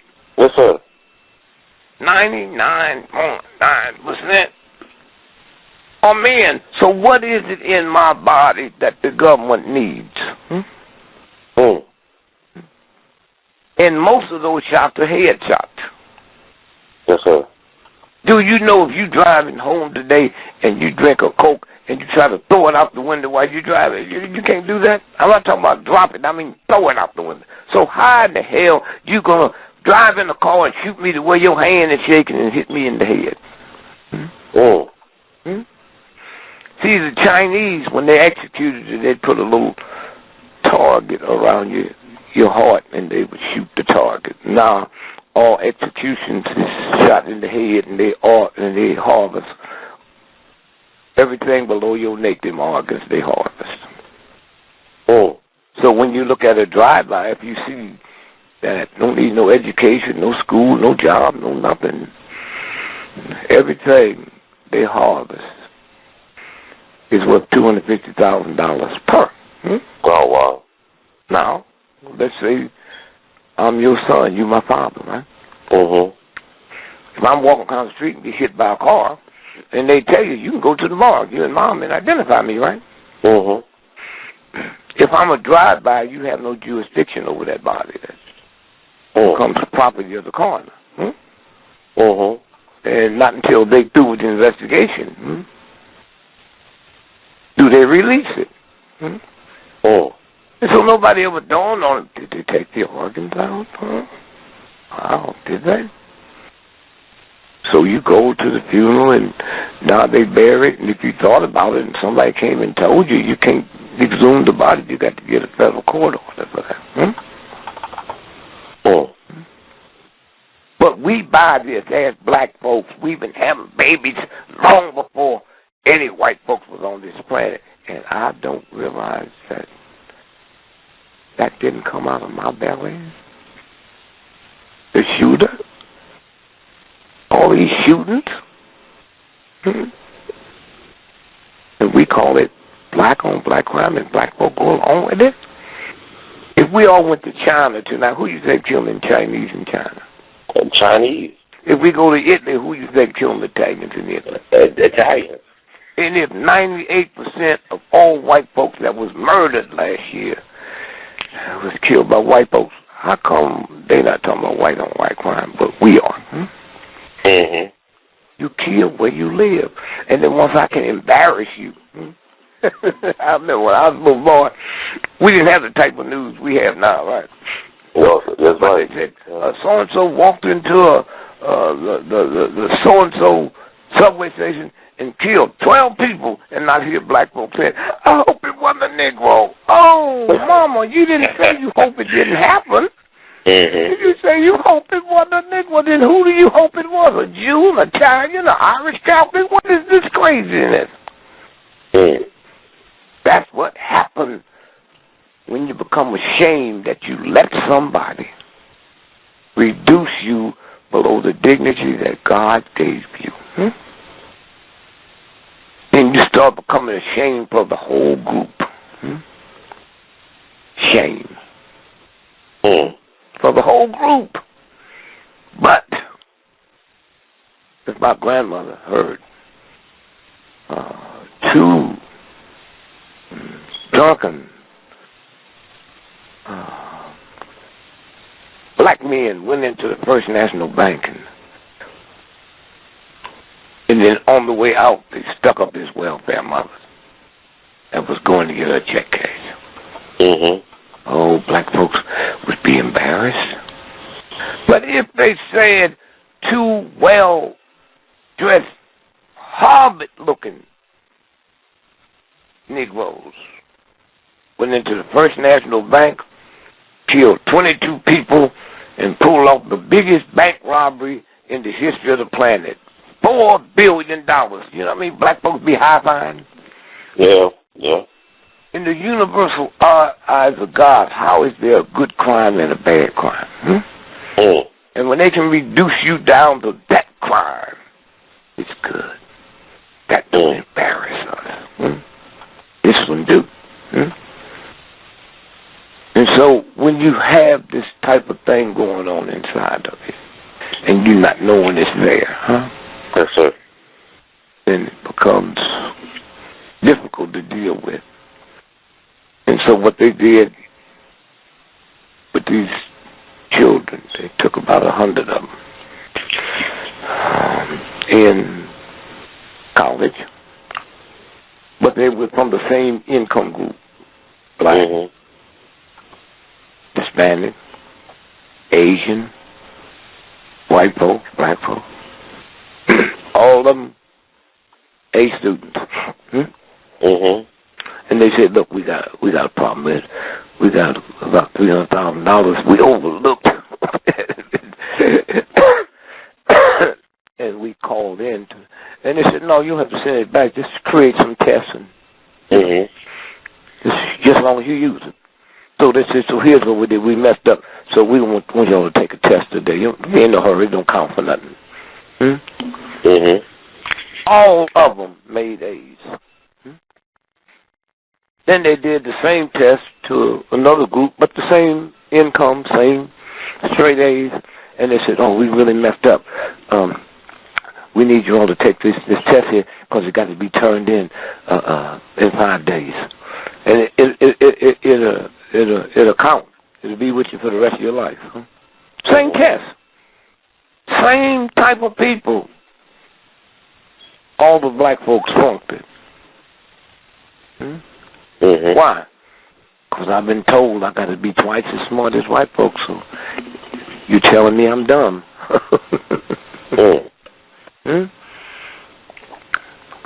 Garvers, baby food. You ever seen it? Garvers, baby food? Yes, sir. So let's say you're going to get some carrots, right? Mm-hmm. There is no picture of a carrot on the baby food. It's a picture of a white child. Huh? Yes, sir. You know how I can program it? While you eating and you feel good and you open your eyes and you see that white baby, and they're done test now. Anytime you see a white person, a good feeling runs through your body. Yeah, it probably is. Wow. And y'all worrying about pants? What about pants? Well, you brought some good points because two people come to mind, and I just want to get you, because like a lot of stuff you've been telling us over the years is coming to pass.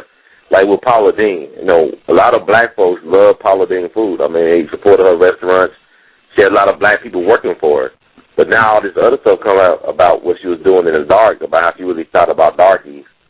I just want to get your take on that, because you said, we get a good feeling when we see white folks. Yeah, well, I mean, shouldn't nobody be shocked about it but white folks? Mm-hmm. Who's in a state of denial? Mm-hmm. What? Who? I mean, do you know how many Jews would take cocaine, even if it was coming from Germany? Nazis? When you hooked to something, you hooked to something. Yes, sir. And if I can hide it and not let you know who it is, I can tell you stuff you can buy at the grocery store, man, and get it's 3 times more potent than crack, heroin, and cocaine. Yeah. I wouldn't say it because I wouldn't want people to go. Yes, sir. But when I see you, I whisper it in your ear. Yes, sir. At Safeway, you can go buy it today. And it's legal. It's all FDA approved and everything. It's funny how the FDA approved things that make you sick. They approve food that make you sick and medicine that makes you sicker. Yeah. So, I mean, why should we trust them? Why are we trusting the FDA or anybody that approves these Because they told you to trust them. You wouldn't trust them if it was a welfare mother telling you that. Yes. See, here's the way it works.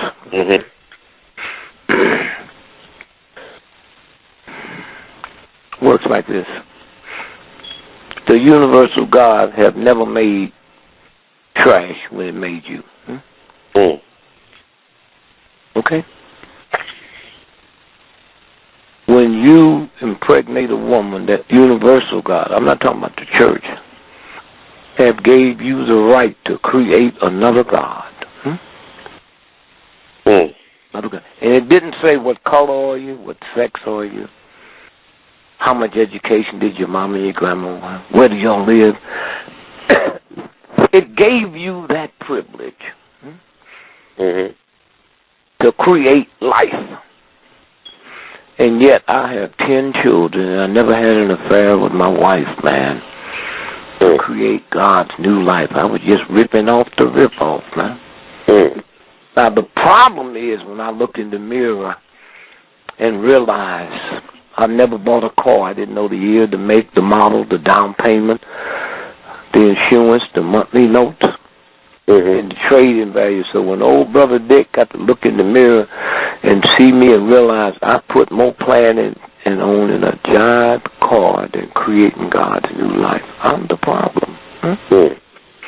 When I leave here next week and go to Europe to a peace rally or first-class round trip, $6,000 each way, and my tax on that ticket helped buy bombs and drones to kill people with, I'm part of the problem. I'm paying for that stuff they dropping on women and children, so when it falls on my grandchildren, at least I'm honest enough to high-five to God and say, even baby, It's you out here that's doing it and don't know you're doing it, Yes, sir. And don't know you're doing it. Well, that brings us another point when you're saying you just on a roll here. Like, people are really responding to what you're saying. But even with the Philadelphia Eagles situation, where you had that white football player named Riley Cooper calling them two black security guards, whatever, at their concert in Nashville, niggers. It's like, it goes to the point what you were saying, it's not a hate crime. You say, hey, you N-words, I'll beat up every N-word in here. He said, I'll beat up all you niggas, I'll whoop all you niggas in here. But the person who came to his defense is Michael Vick. The guy that people can't forgive for allegedly killing all these dogs. Yeah. He should forgive his teammates for saying nigger. But I'm saying, why is it when black folks feel the need to defend white people all the time, they'll say, well, we say it too. We say nigger too, so they can say it too. Or we should get that way. Look. Let's say you married, right? Okay. I walk out the house tonight and slap my old lady on the butt and say, see you later, baby, huh? I can't slap your old lady on the butt, right? It's a different thing when it comes to family. Yes, sir. Okay? And when it comes to family, huh?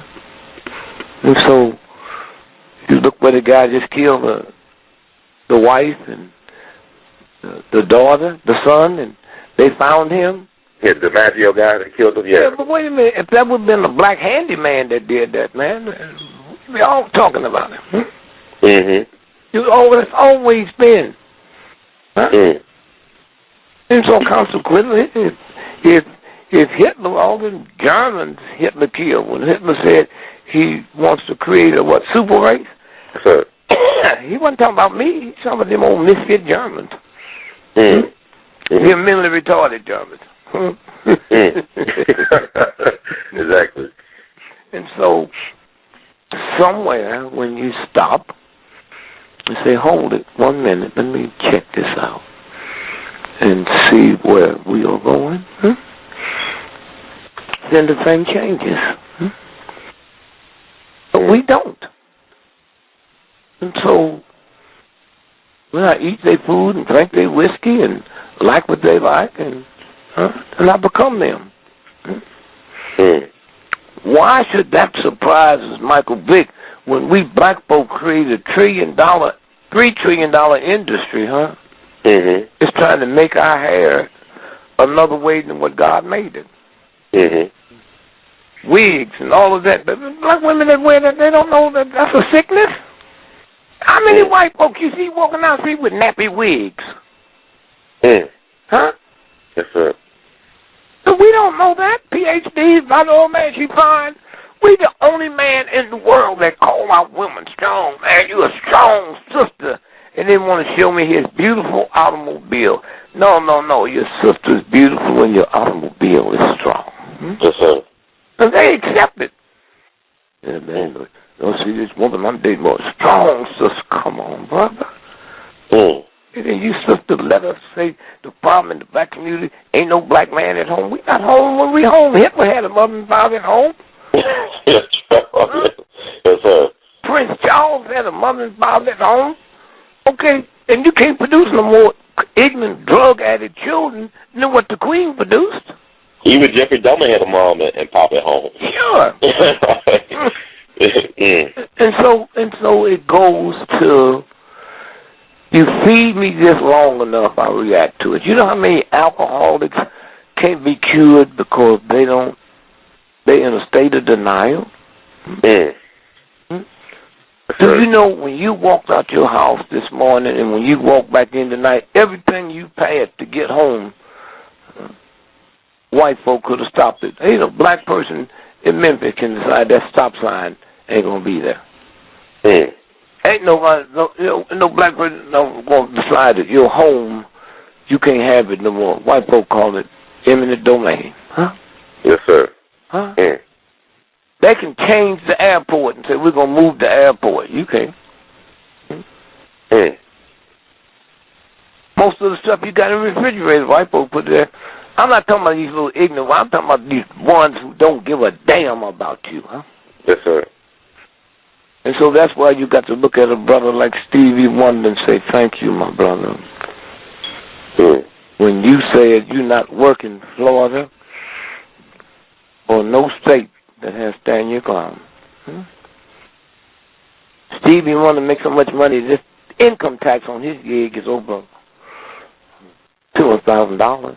That's not counting state and county. Huh? And he's willing to give that up. Give that up.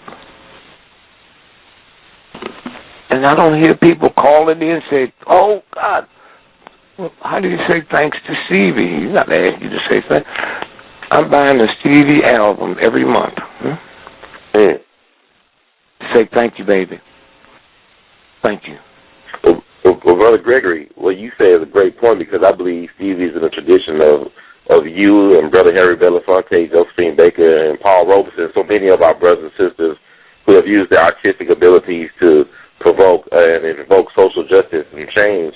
But I know Harry Belafonte, I know one of your friends was very critical of Jay-Z, the rapper, for not being more minded in terms of his responsibility to... Well, you see, you got to be careful who you mess with. You heard what Jay-Z said, didn't you? I heard what he said. I won't get your take on it. I won't get your take about it. Wait, no. Jay-Z said, at least I'm married to a black woman, huh? I didn't hear that part. Well, that's what I'm saying. Yes, sir. That is the debate, okay? Okay, there is the debate. At least I'm married to a black woman. So Harry Belafonte's first wife was black, right? But she didn't believe that he was getting targeted by the government. She didn't believe that he actually being targeted by the government. Yeah. They had to leave him, I guess. Yeah. So, so they said, winning for you, huh? Jay-Z won it. Okay. I said, no, Jay-Z, you didn't say that. What Lemon, the guy on CNN? Yeah, what do you think about Don Lemon? What's your thoughts about him? And well, tell me what he said so my mother can hear you. Well, he basically said we can end racism if black people pull their pants up. They stop now sagging. Watch this here. Okay. Did you see how long it was before he came out and admitted he was gay? Oh, it's a while. I guess so. You've been on there for a while, right? No, I said, do you know how long it was before he admitted it? A whole lot of people that came out. Okay. Then he came out and said, I'm gay. And not one of those black folks he was talking about criticized him. Some of them black folks that don't believe you can go to heaven if you're homosexual, but they didn't criticize that cheap punk thug, huh? But he's going to attack them, okay? Them, huh? Yes, sir. Okay. Where does he come from? God, man, give me the respect I give you. Why nobody holding you saying what white folks want to hear? Okay. But you are gay. Who cares? Who cares? But you're going to come out and talk about boys wearing their pants below their butt. You can go to Russia, Don, and be put in jail for being gay. You can't go to Russia and be put in jail for wearing your pants below your belt. Huh? And so when you stop and think about what they're saying, who should know better? But I didn't hear him saying nothing about the girls with these little bikinis and nothing else. And he ain't supposed to like women. He ain't saying nothing about them. Right. Let me ask you about this. Are you familiar with the twerking phenomenon that's going on with white girls trying to copy black girls, I guess, shaking their behinds? It's like viral. What do you think about, I guess it's always been around that they always try to copy what we have. Well, wait a minute. I brought in two. I didn't mean to hire two. I asked my researchers, find me the number one authority on the planet on breast milk. Huh? Yes, sir. And they came back and said, look, it's two of them at Oxford University. So I said, well, give them $1 million apiece. Then they came into Louisiana. Wouldn't you know they'd be men? The world authority on breast milk are men. Wow. So they wanted to know why was I paying them so much to come in. I said, I don't know. Something I'm trying to figure out. Like when a woman is nursing on the right breast, the left breast leaks. They found out that that's not milk. that's leaking. That's the universal God. If you smoke or you drink or you taking medicine or you around chemicals, that's what's leaking out that other breast so the baby don't get it, huh? Oh, wow. Wow. Did you hear me? I heard you. Yeah, wow. Did you hear me? Yes, sir. And so, let me deviate that for a minute. Where if you had a baby and you was going to feed it baby food, what do you do before you put it in the baby's mouth? You taste it, right? Mm-hmm. So all baby food is made for mother's corrupt taste, not the baby. But taste of sugar or salt or pepper or additives. If mom don't like it, the baby ain't going to get it. Wow. Now, let me get back to it. So the guys was happy, man. They just so fascinated. Why, what do you want to know? I said, I don't know. Now, this answers your question, right? Mm-hmm.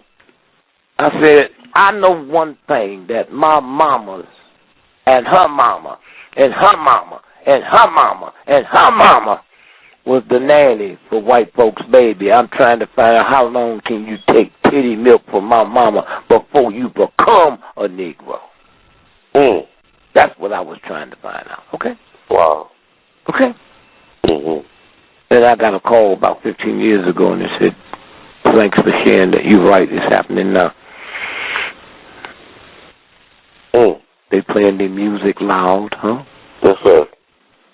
They want to eat around poor areas. They don't feel comfortable. This group, they want paper plates and plastic spoons. Okay, they one drop of breast milk, huh? It's not one drop of blood. Five PhDs and tattoos from her eyeballs down to her toenail. Okay, so there's research out there. Wow. That you can find. And to get back to what you said, when I realized I'm not beautiful, then I look at, black folks have been so beat down to say I'm not beautiful that I got to find somebody I think it's a white woman, so I want to look like her, dress like her, walk like her. And while they're looking at me, I've been going to Russia, I guess, 5 years before I took my wife, And so we go there, and we get on the subway. Like 30 million people ride the subway every day. And we on the subway, and white folks looking at Lil. And one of them came up and took his finger and touched her face. Oh, wow. Okay. Then another one came up and touched her face. And now, my old lady don't never get mad. She looked at me and she said, how long you going to let them do this to me? I said, let me tell you something, old crazy black woman. When I decided to attack some white folks, it won't be here in Russia where 30 million of them ride the subway. My odds would be a little bit better than that, huh? So shut up and let's get off the subway and go to the hotel and figure it out. It was 5 o'clock in the morning before I was able to figure it out. I know it wasn't because she black, because I've been going there 5 years and they never touched my face. Black men go all over the world with the military, with athletic teams. Few black folks outside of America has ever seen a black woman. And when they see you as gorgeous as you are. They don't see you as you see yourself. Looking through the mirror, seeing yourself. And so they've never seen a black woman. On the subway, they see this, what is this gorgeous thing here? They don't see a strong sister like we black men want to call you. See, gorgeous, beautiful, That's what it's about. That's why. Finally caught up with them. And remember, before that, they didn't see nobody. But what about the fact that the person who's the father of their language, Russian literature, was a black man? Alexander Pushkin. They still wasn't used to black people. That's always been, hey, man. Wait a minute. Always been. That's always been. Serious? Do you know I go to the UFO conferences all over the world? Yes, sir. Mr. Gregory, would you care to speak? I said, no. I said, well, we know a lot about you. We know you got a book about UFO, and we know the time they sent for you, and we just want you to say, no. I resent what you white folks do. You come to these damn meetings and you talk down about them. But you're so ignorant you don't know who they are. That's why you call them unidentified flying objects. I asked one of them one time, how do you go from hovering to 3 million miles an hour? I said, we dial it like you dial your radio. And these ignorant white folk with their racist stuff, you listen to them talk. Yes, sir. All your weapons, they neutralize. You don't know why. They crying. People believe us. They can't believe you because once you have to admit there's somebody else, white supremacy go out the window, white boy. Organized religion goes out the window, and the number one thing that would happen, we'd become earthlings. Yes, sir. We'd be earth people. There wouldn't be a Chicago or Detroit or America or India. It'd be planet Earth. And that's why, even when you see it, we tell you didn't see it. Wow. And when I find something, I'll talk to them. They say, why you come here? I say, I'm trying to meet some of them people you discussing. What do you mean? They come here. They come here just to see how stupid y'all are and meet people like me and know I want to meet them. Okay, I'm sorry, Brother Gregory. Oh, any of them here now? I said, well, that Indian woman over there might be.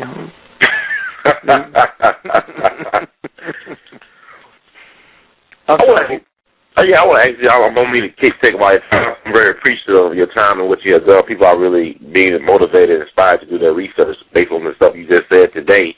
But I know somebody said... Wait, before you say that. My mama don't qualify to do research. You got to find somebody you trust. You know how much research costs? Yes, sir. Well, I don't know. You got to find somebody you trust. You got to listen to shows that you trust. Yes, sir. That's how I get mine. Yes, sir. I have the money to do the research, And when I get broke, I can borrow it. Right. It's good to have certain types of friends. I understand. Yes, sir. But I'm saying people who you trust. That's why I send my child to a Catholic school and the priest is ripping them off. Now, please excuse me, a pedophile grabbed one of my children. I didn't send them to him. Or her. I sent them to that church. And they trusted them because mom trusted them and dad trusted them. And when it happens, they think it was right. And they say, don't tell nobody. This is our secret, Yes, sir. That's a big different thing, man. A big different thing. You know, some people think all gays or pedophile people do boys. No. That's something else. And I sent you to that school or to that church. I don't send you out in the street where I know pedophiles hang out. And so when you stop and think about the parents, and then when you tell the parents, they say, he didn't do that. Shut up. You better not tell nobody that. Mom. So that's where we go, man. You made some great points. I can't hard to debate those. I mean, I didn't hear what you said. You making some great points today. It's hard to debate as usual. I think of you as being like you know how people talk about agent provocateur. I think of you as a thought provocateur. You force people to think. Well, see, I've said a long time ago that truth don't have to be validated by ignorance. And when you got on a show like this or these shows I do all over the world and got to apologize, That's like you apologizing because you a billionaire? Are you crazy? That's right. And I got a black woman say, I don't want to be on welfare. Well, wait a minute. Do you know I can take a prostitute all the way around the world with me as long as I call that hoe my secretary? It's a tax write-off, huh? Yes, sir. Tax write-off. I don't want no world. What you got against free money, woman? Man, what you got against free money? I just don't want. Oh, okay. Running across the street to play the lottery. Yes, sir. There you go. You don't want no free money. All these big white boys that open up these companies, free money. They don't put up no money. So anyway, somewhere. Now, I want you to hear this good now, right? Yes, sir. Now, follow me, and then I'd like for you to pull this case and read it. Okay. On your show so people will hear something and then know where the universe comes in, okay? Yes, sir. The Dred Scott case, right? Yes, sir. Out of Missouri.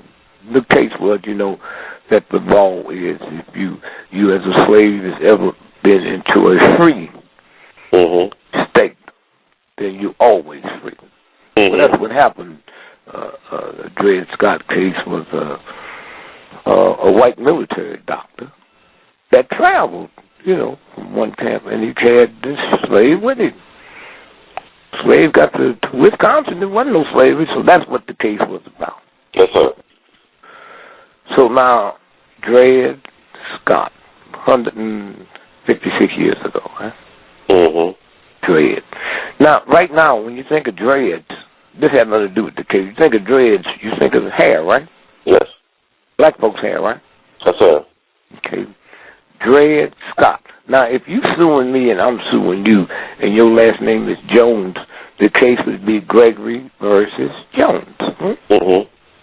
So, the case was Scott versus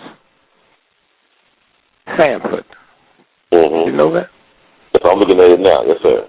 Named after the town where Trayvon was killed. Oh, wow. This is the guy that the town of Sanford, Florida is named after. Did you hear me? Yes, sir. Wow. And the Supreme Court says no black man got any rights that a white man got to respect. That's Trayvon, man. That's what we just heard. It come from the universe, not from NBC. Oh, wow. So y'all better get ready, y'all. Now think about that. Oh, I am. Wow. A case that we never saw. We heard it, but we got to see it played out live. A black man, black person has no right that a white folk got to respect. No, let's take it deeper than that. Black folks was hurt when that decision came down. Hurt. Now, look, if I'm hurting, I'm in pain, all I got to do is go out to the drugstore and give me a pill, and the hurt stops. Yes, sir. But what caused it don't stop, but the pain stops. White folks was ashamed. Ashamed. You hear me? There is no pill to wipe out shame. Black folks who's ashamed of what we let white folk do to us instead of just die have created this thing you see out here now. That want to believe we live in a community you control everything. We live in a hood. What's a hood? A hood is something you put over your head when you're trying to hide something. That's a hood. That's right. And so shame goes into the deepest part of your chest where the real God hangs out, right behind the solar plexus. And it stays there so long if you let it. That hurt becomes numbness. When you numb the Then it's numb where they're going to take your tooth out. You don't feel nothing. When you numb that part down, you damn right. I become a psychopath and a sociopath. I can kill with no remorse. And with the government and the CIA knowing what's down there, they can give me all kind of chemicals in my food and my soda pop and make that thing rise up, and I don't even know I'm been trained and to do this, huh? Now let's go back again. White folks is ashamed of what happened. That's right. Of what happened. See, when King was killed, ashamed, but not that deep because they didn't follow that whole. We followed Tavon. And even those who didn't like black folks felt a little shame. Oh, if your daughter got 5 PhDs and was one of the brilliant things in that, and my daughter cheated all the way through, huh? This is my daughter, but I can't be as proud of her as you are yours, because I know what my daughter did, okay? These white folks saw this and stunned and shame. You know how many white folks that react with shame? And when we black folks was ashamed of what we let white folks do to us, it wasn't that many of us to affect the whole country. You let them white folks stay shamed over this trial. In this country, they will burn it to the ground. Huh? It's out the box now, huh? Yes, sir. They know what we've been talking about. They never knew before. Why are those Negroes so happy? Well, my mama was in their kitchen. They never saw her angry. Yeah, she just is nice and polite and kind. She cooks your food, but you never let her sit down at the dinner table with y'all and eat. She can eat. Brother Wallace come in the kitchen and eat with her and talk, you know. You heard white folks say before the Civil Rights Movement, the smartest person I know is that gal that runs my house. And so again, you know, when you stop and think about, you know, what I got inside of me, and just thank God, I can't thank you enough for radio show. Man, the folks that put the money up for Django Unchained, they should buy your network, man, give it to you. They made so much money off that show you ran. Oh, it was an honor what'd you say? It was an honor to have you think enough of my platform to voice your opinion. Oh, I didn't think enough of your platform. I'd say the same thing if I was some racist, ignorant, redneck cracker. Now, let me say this before I leave. A cracker. You ever seen a white soda cracker? White? Say that again, Brother Dick. A Nabisco soda cracker. White. Yes, sir. Yes, sir. Yes, sir. Okay. Well, when you work the floods, like me and my brother and my pals worked in Mississippi, you're supposed to be 18, but they don't care how much a black person do. It's dangerous. We coming in, we 14 years old, man. Sign up. Get a big check in September going back to school, man. Someone pay us when we go there and work the waterfront, man, the Mississippi River. And we used our God intelligence. When they didn't know when that levee was going to break, we did. How did we know? Because we lay down in the highway and sleep, and when we wake up, bugs would be covered us up like a blanket. What does that mean? Spiders and all kinds of insects. When they're running for their life, they have no appetite. So we knew we didn't have to worry about them biting us. They are not looking for dinner. They're trying to get out of here. That's how we knew. When that happened, you got about 3 hours. Y'all get together. The floods. The floods. Knowing, nature and human life.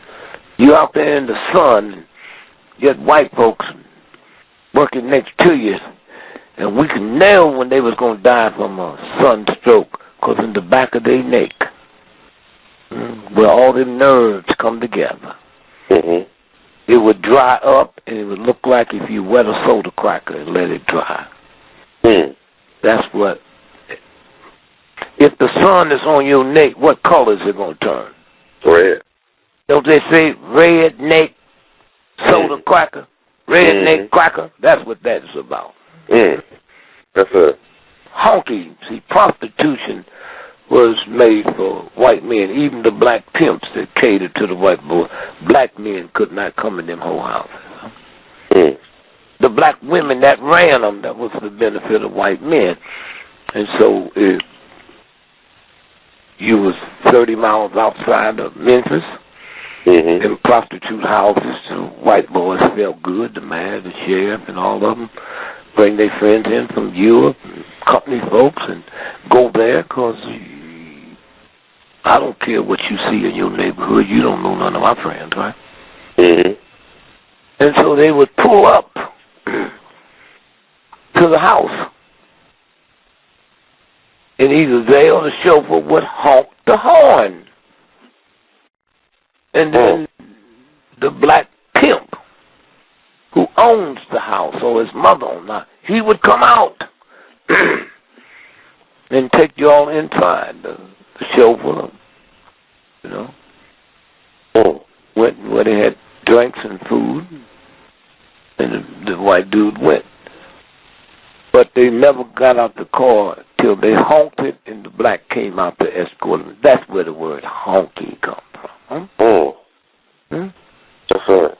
And so when you stop and you look at where it's going and how much, and these youngsters, and I'll end with this,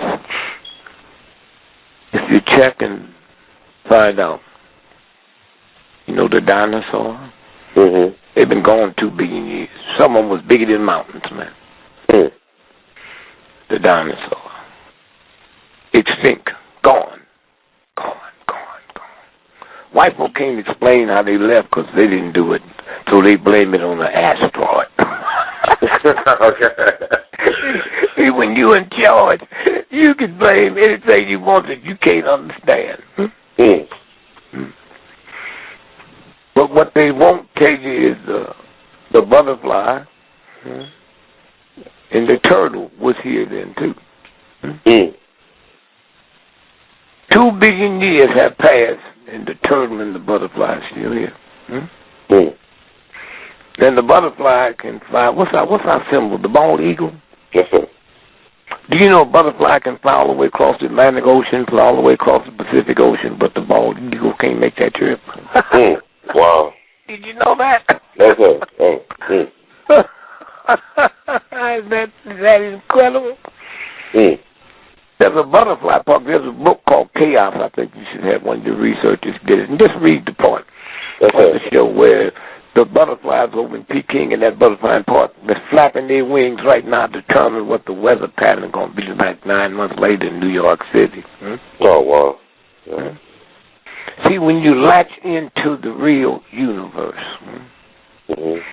when you look at a homeless woman or man sitting outside, no education, no money, no place to take a bath, no place to change clothes, eating out of garbage can.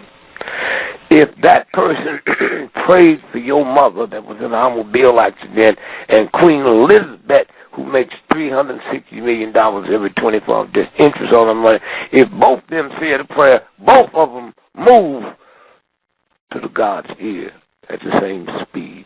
There's no such thing as a queen's prayer and a homeless person's prayer. It's your ego that makes you look at a person that God made and see less than a human being. Oh, you pay for that. Not by God. God ain't no pit bull. That heart, there is no such thing as a queen's heart or a king's heart. Why? Well,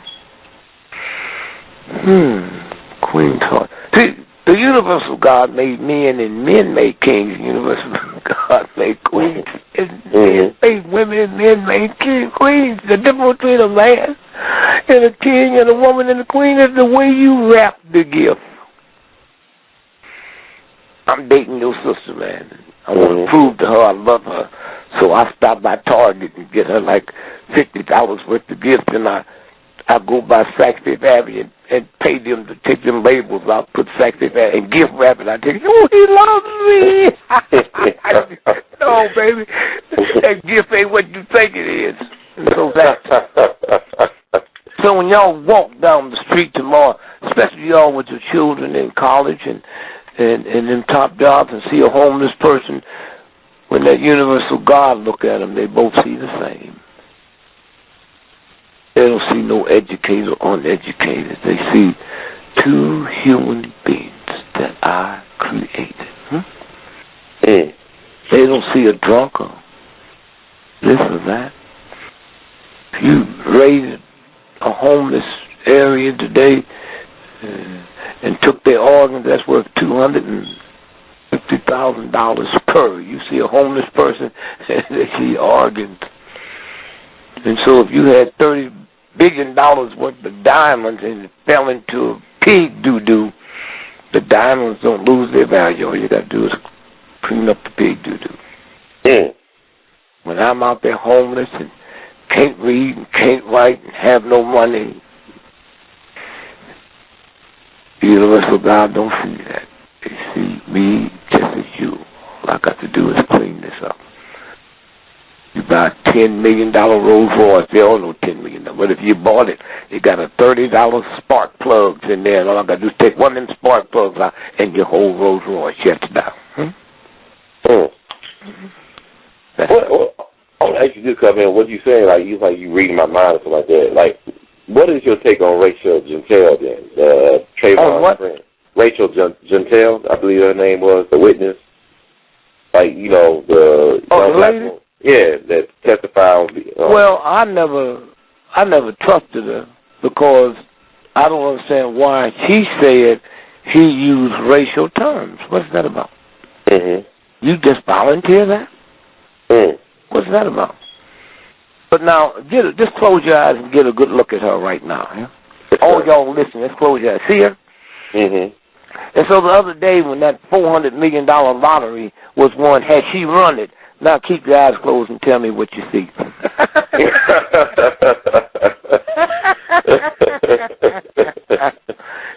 She called you up and said, I heard you, I saw you on TV. I sure want you to take me to the farm.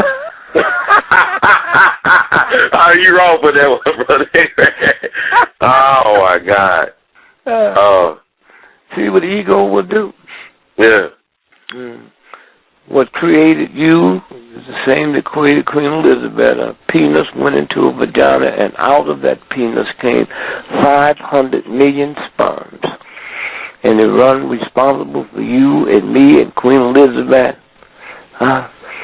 Is the sperm that outran 500 million sperms. So nobody should tell me I'm special. Wasn't no one sperm came out and slowly floated up the fallopian tube. It hit the ground running.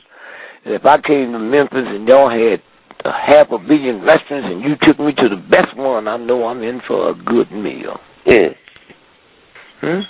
sir. That's what it's about. And when a country can reduce you down to believe you ugly, okay, and then you fall for it. Condoleezza Rice put rouge on. As dark as she is, she gonna put some red on her cheeks. If you think they just reserved this filth treatment for Obama, well, what about her? She had more PhDs than Bush's whole cabinet, and they called her Condi. They called her doctor, right? Henry Kissinger, who ain't nothing but a thug and a criminal, he talked him Dr. Henry Kissinger. Right. And so they never called Maddie Albright Maddie. And she tolerated it. Was she the one that wore Willie Brown? I mean, I heard somebody told me. Well, the reason I don't talk about that because I don't want nobody to go kill her for that warning. That's why I stay away from that. Okay. But Mm-hmm. But if I could see Condoleezza Rice now, I'd say, Dr. Rice, I'd like for you to do me a favor. I'd say they got a soda pop at the grocery store that's darker than you, and they call it Dr. Pepper. Oh. If you go to the store and ask for just a pepper, they give you a chili pepper. I'm just so happy I'm here. Y'all just call me anything you want to call me. But you got some young folks coming up. What's that? They breaking away. Whoever believed when we was putting down folk because they had their cap on backwards. You don't see no caps on backwards now. They didn't straighten them up because you was upset. They don't give a damn about you. Right. You don't know my pain. I don't know your pain. So how you gonna comment on something you don't know about just cause my color? You don't know me.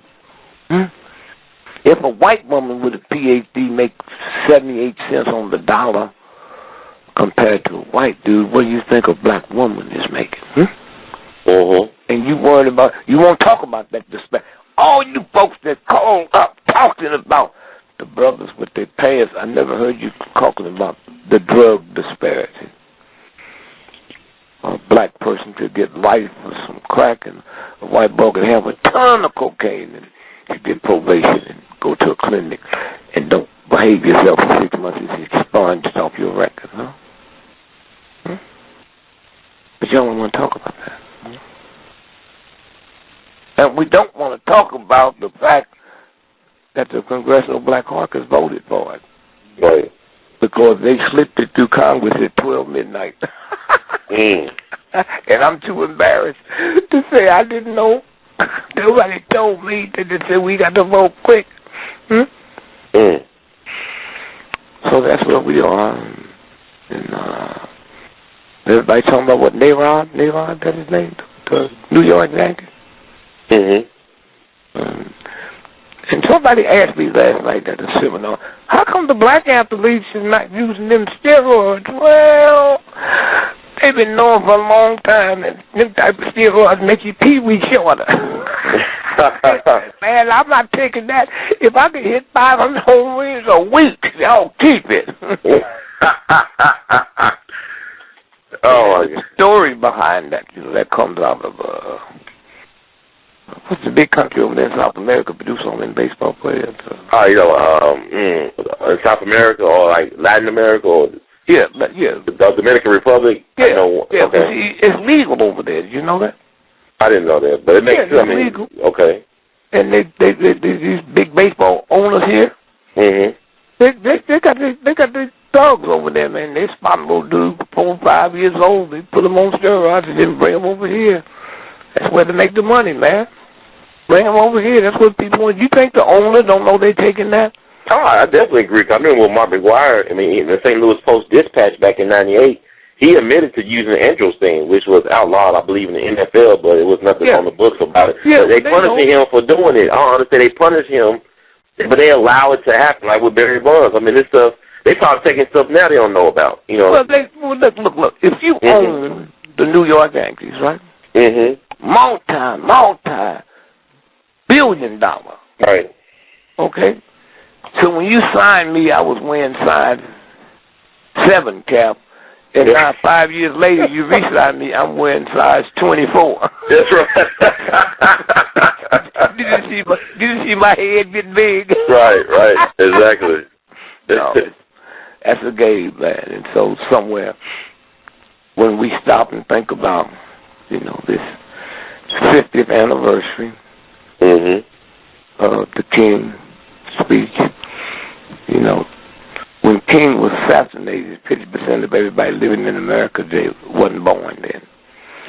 70% of the people on the planet wasn't born then. And that's why these shows are good, because if you don't keep repeating and repeating and repeating, then you got 70% of people don't know who I am.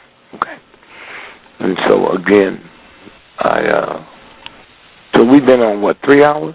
Yeah, I mean, we can wrap it up. But I just want to ask you one thing about the Trayvon Martin thing, because now there's a thing going around saying that Trayvon never existed, and that his brother is actually Trayvon. The older brother is actually the Trayvon Martin. Well, you see, you know what permits that? All those things we talked about today. Mm.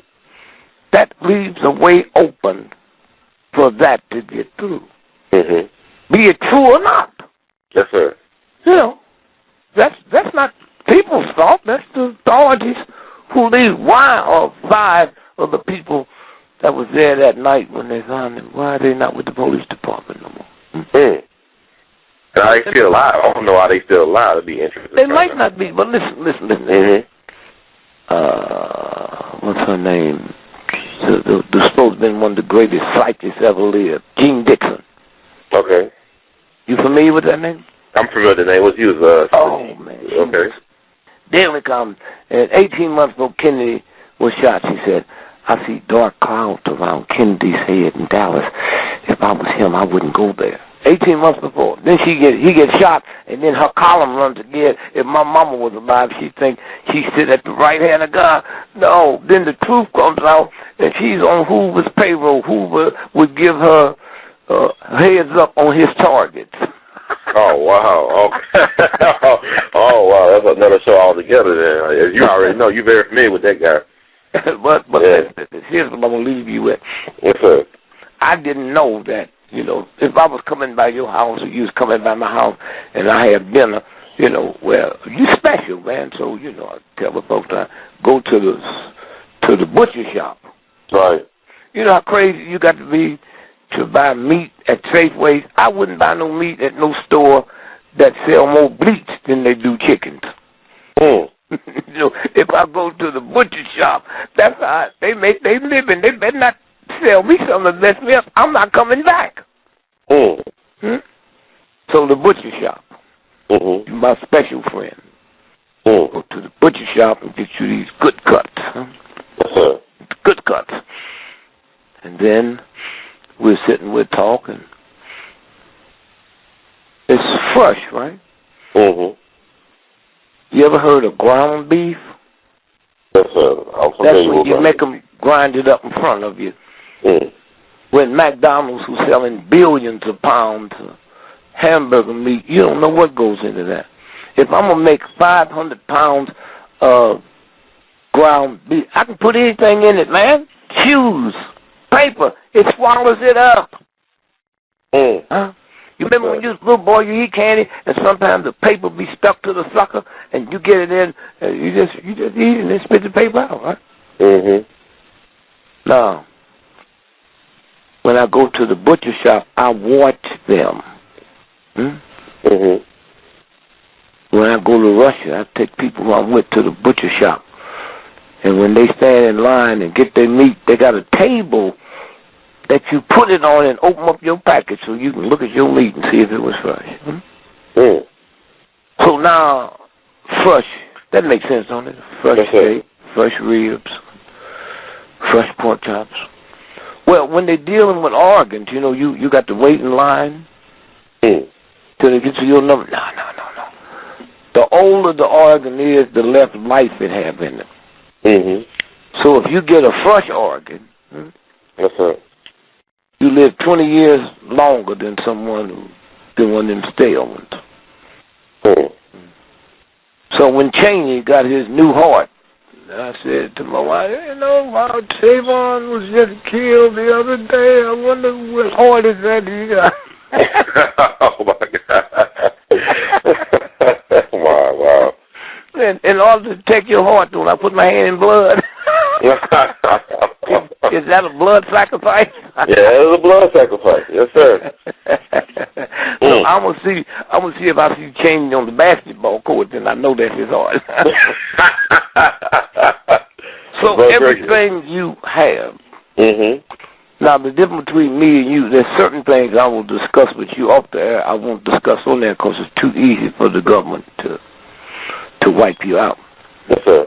Did you hear what he said? You're crazy. My brother said, sure, he's crazy. Yeah, he's crazy. Mm. And so, you know, they say God They say Jesus, God, fed the multitudes.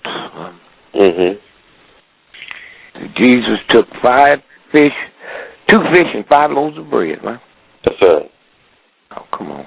That's magic. Come on, God. I know who powerful. You just, God. You just say, boom, and open up your hand, and there's a nice apple cobbler. I know the power. What's this stuff about? What is this about? You, the boss, trillions of years you've been in charge, even longer than that, and you ain't never made a mistake and put my toenail where my eyelashes should be, or put my eyelashes where my ears should be. Huh? I know who you are, boss. I don't know if you're a man or woman. I assume you both. But this is. And I had a cousin, man. And he read the Bible and lived by his interpretation of it. You know, Mary was 13 years old when she was pregnant with Jesus. Are you aware of that? Oh, that's wow. Okay. Huh? 13 years old? 13. You know how many women was on the planet when the universe of God picked her? Then my cousin said, if God pick a 13-year-old girl and impregnate her, don't tell me I can't chase a 14-year-old girl. Shut up. This is all you ignorant folk talking about children having children. Well, say that to God that put that baby in her when she was 13 years old. Y'all crazy? These are children having children. Please. So when you get back to all your research and stuff, man, you got it, and just keep sharing. Money is not power. Education is not power. Information is power. Brother Gregory,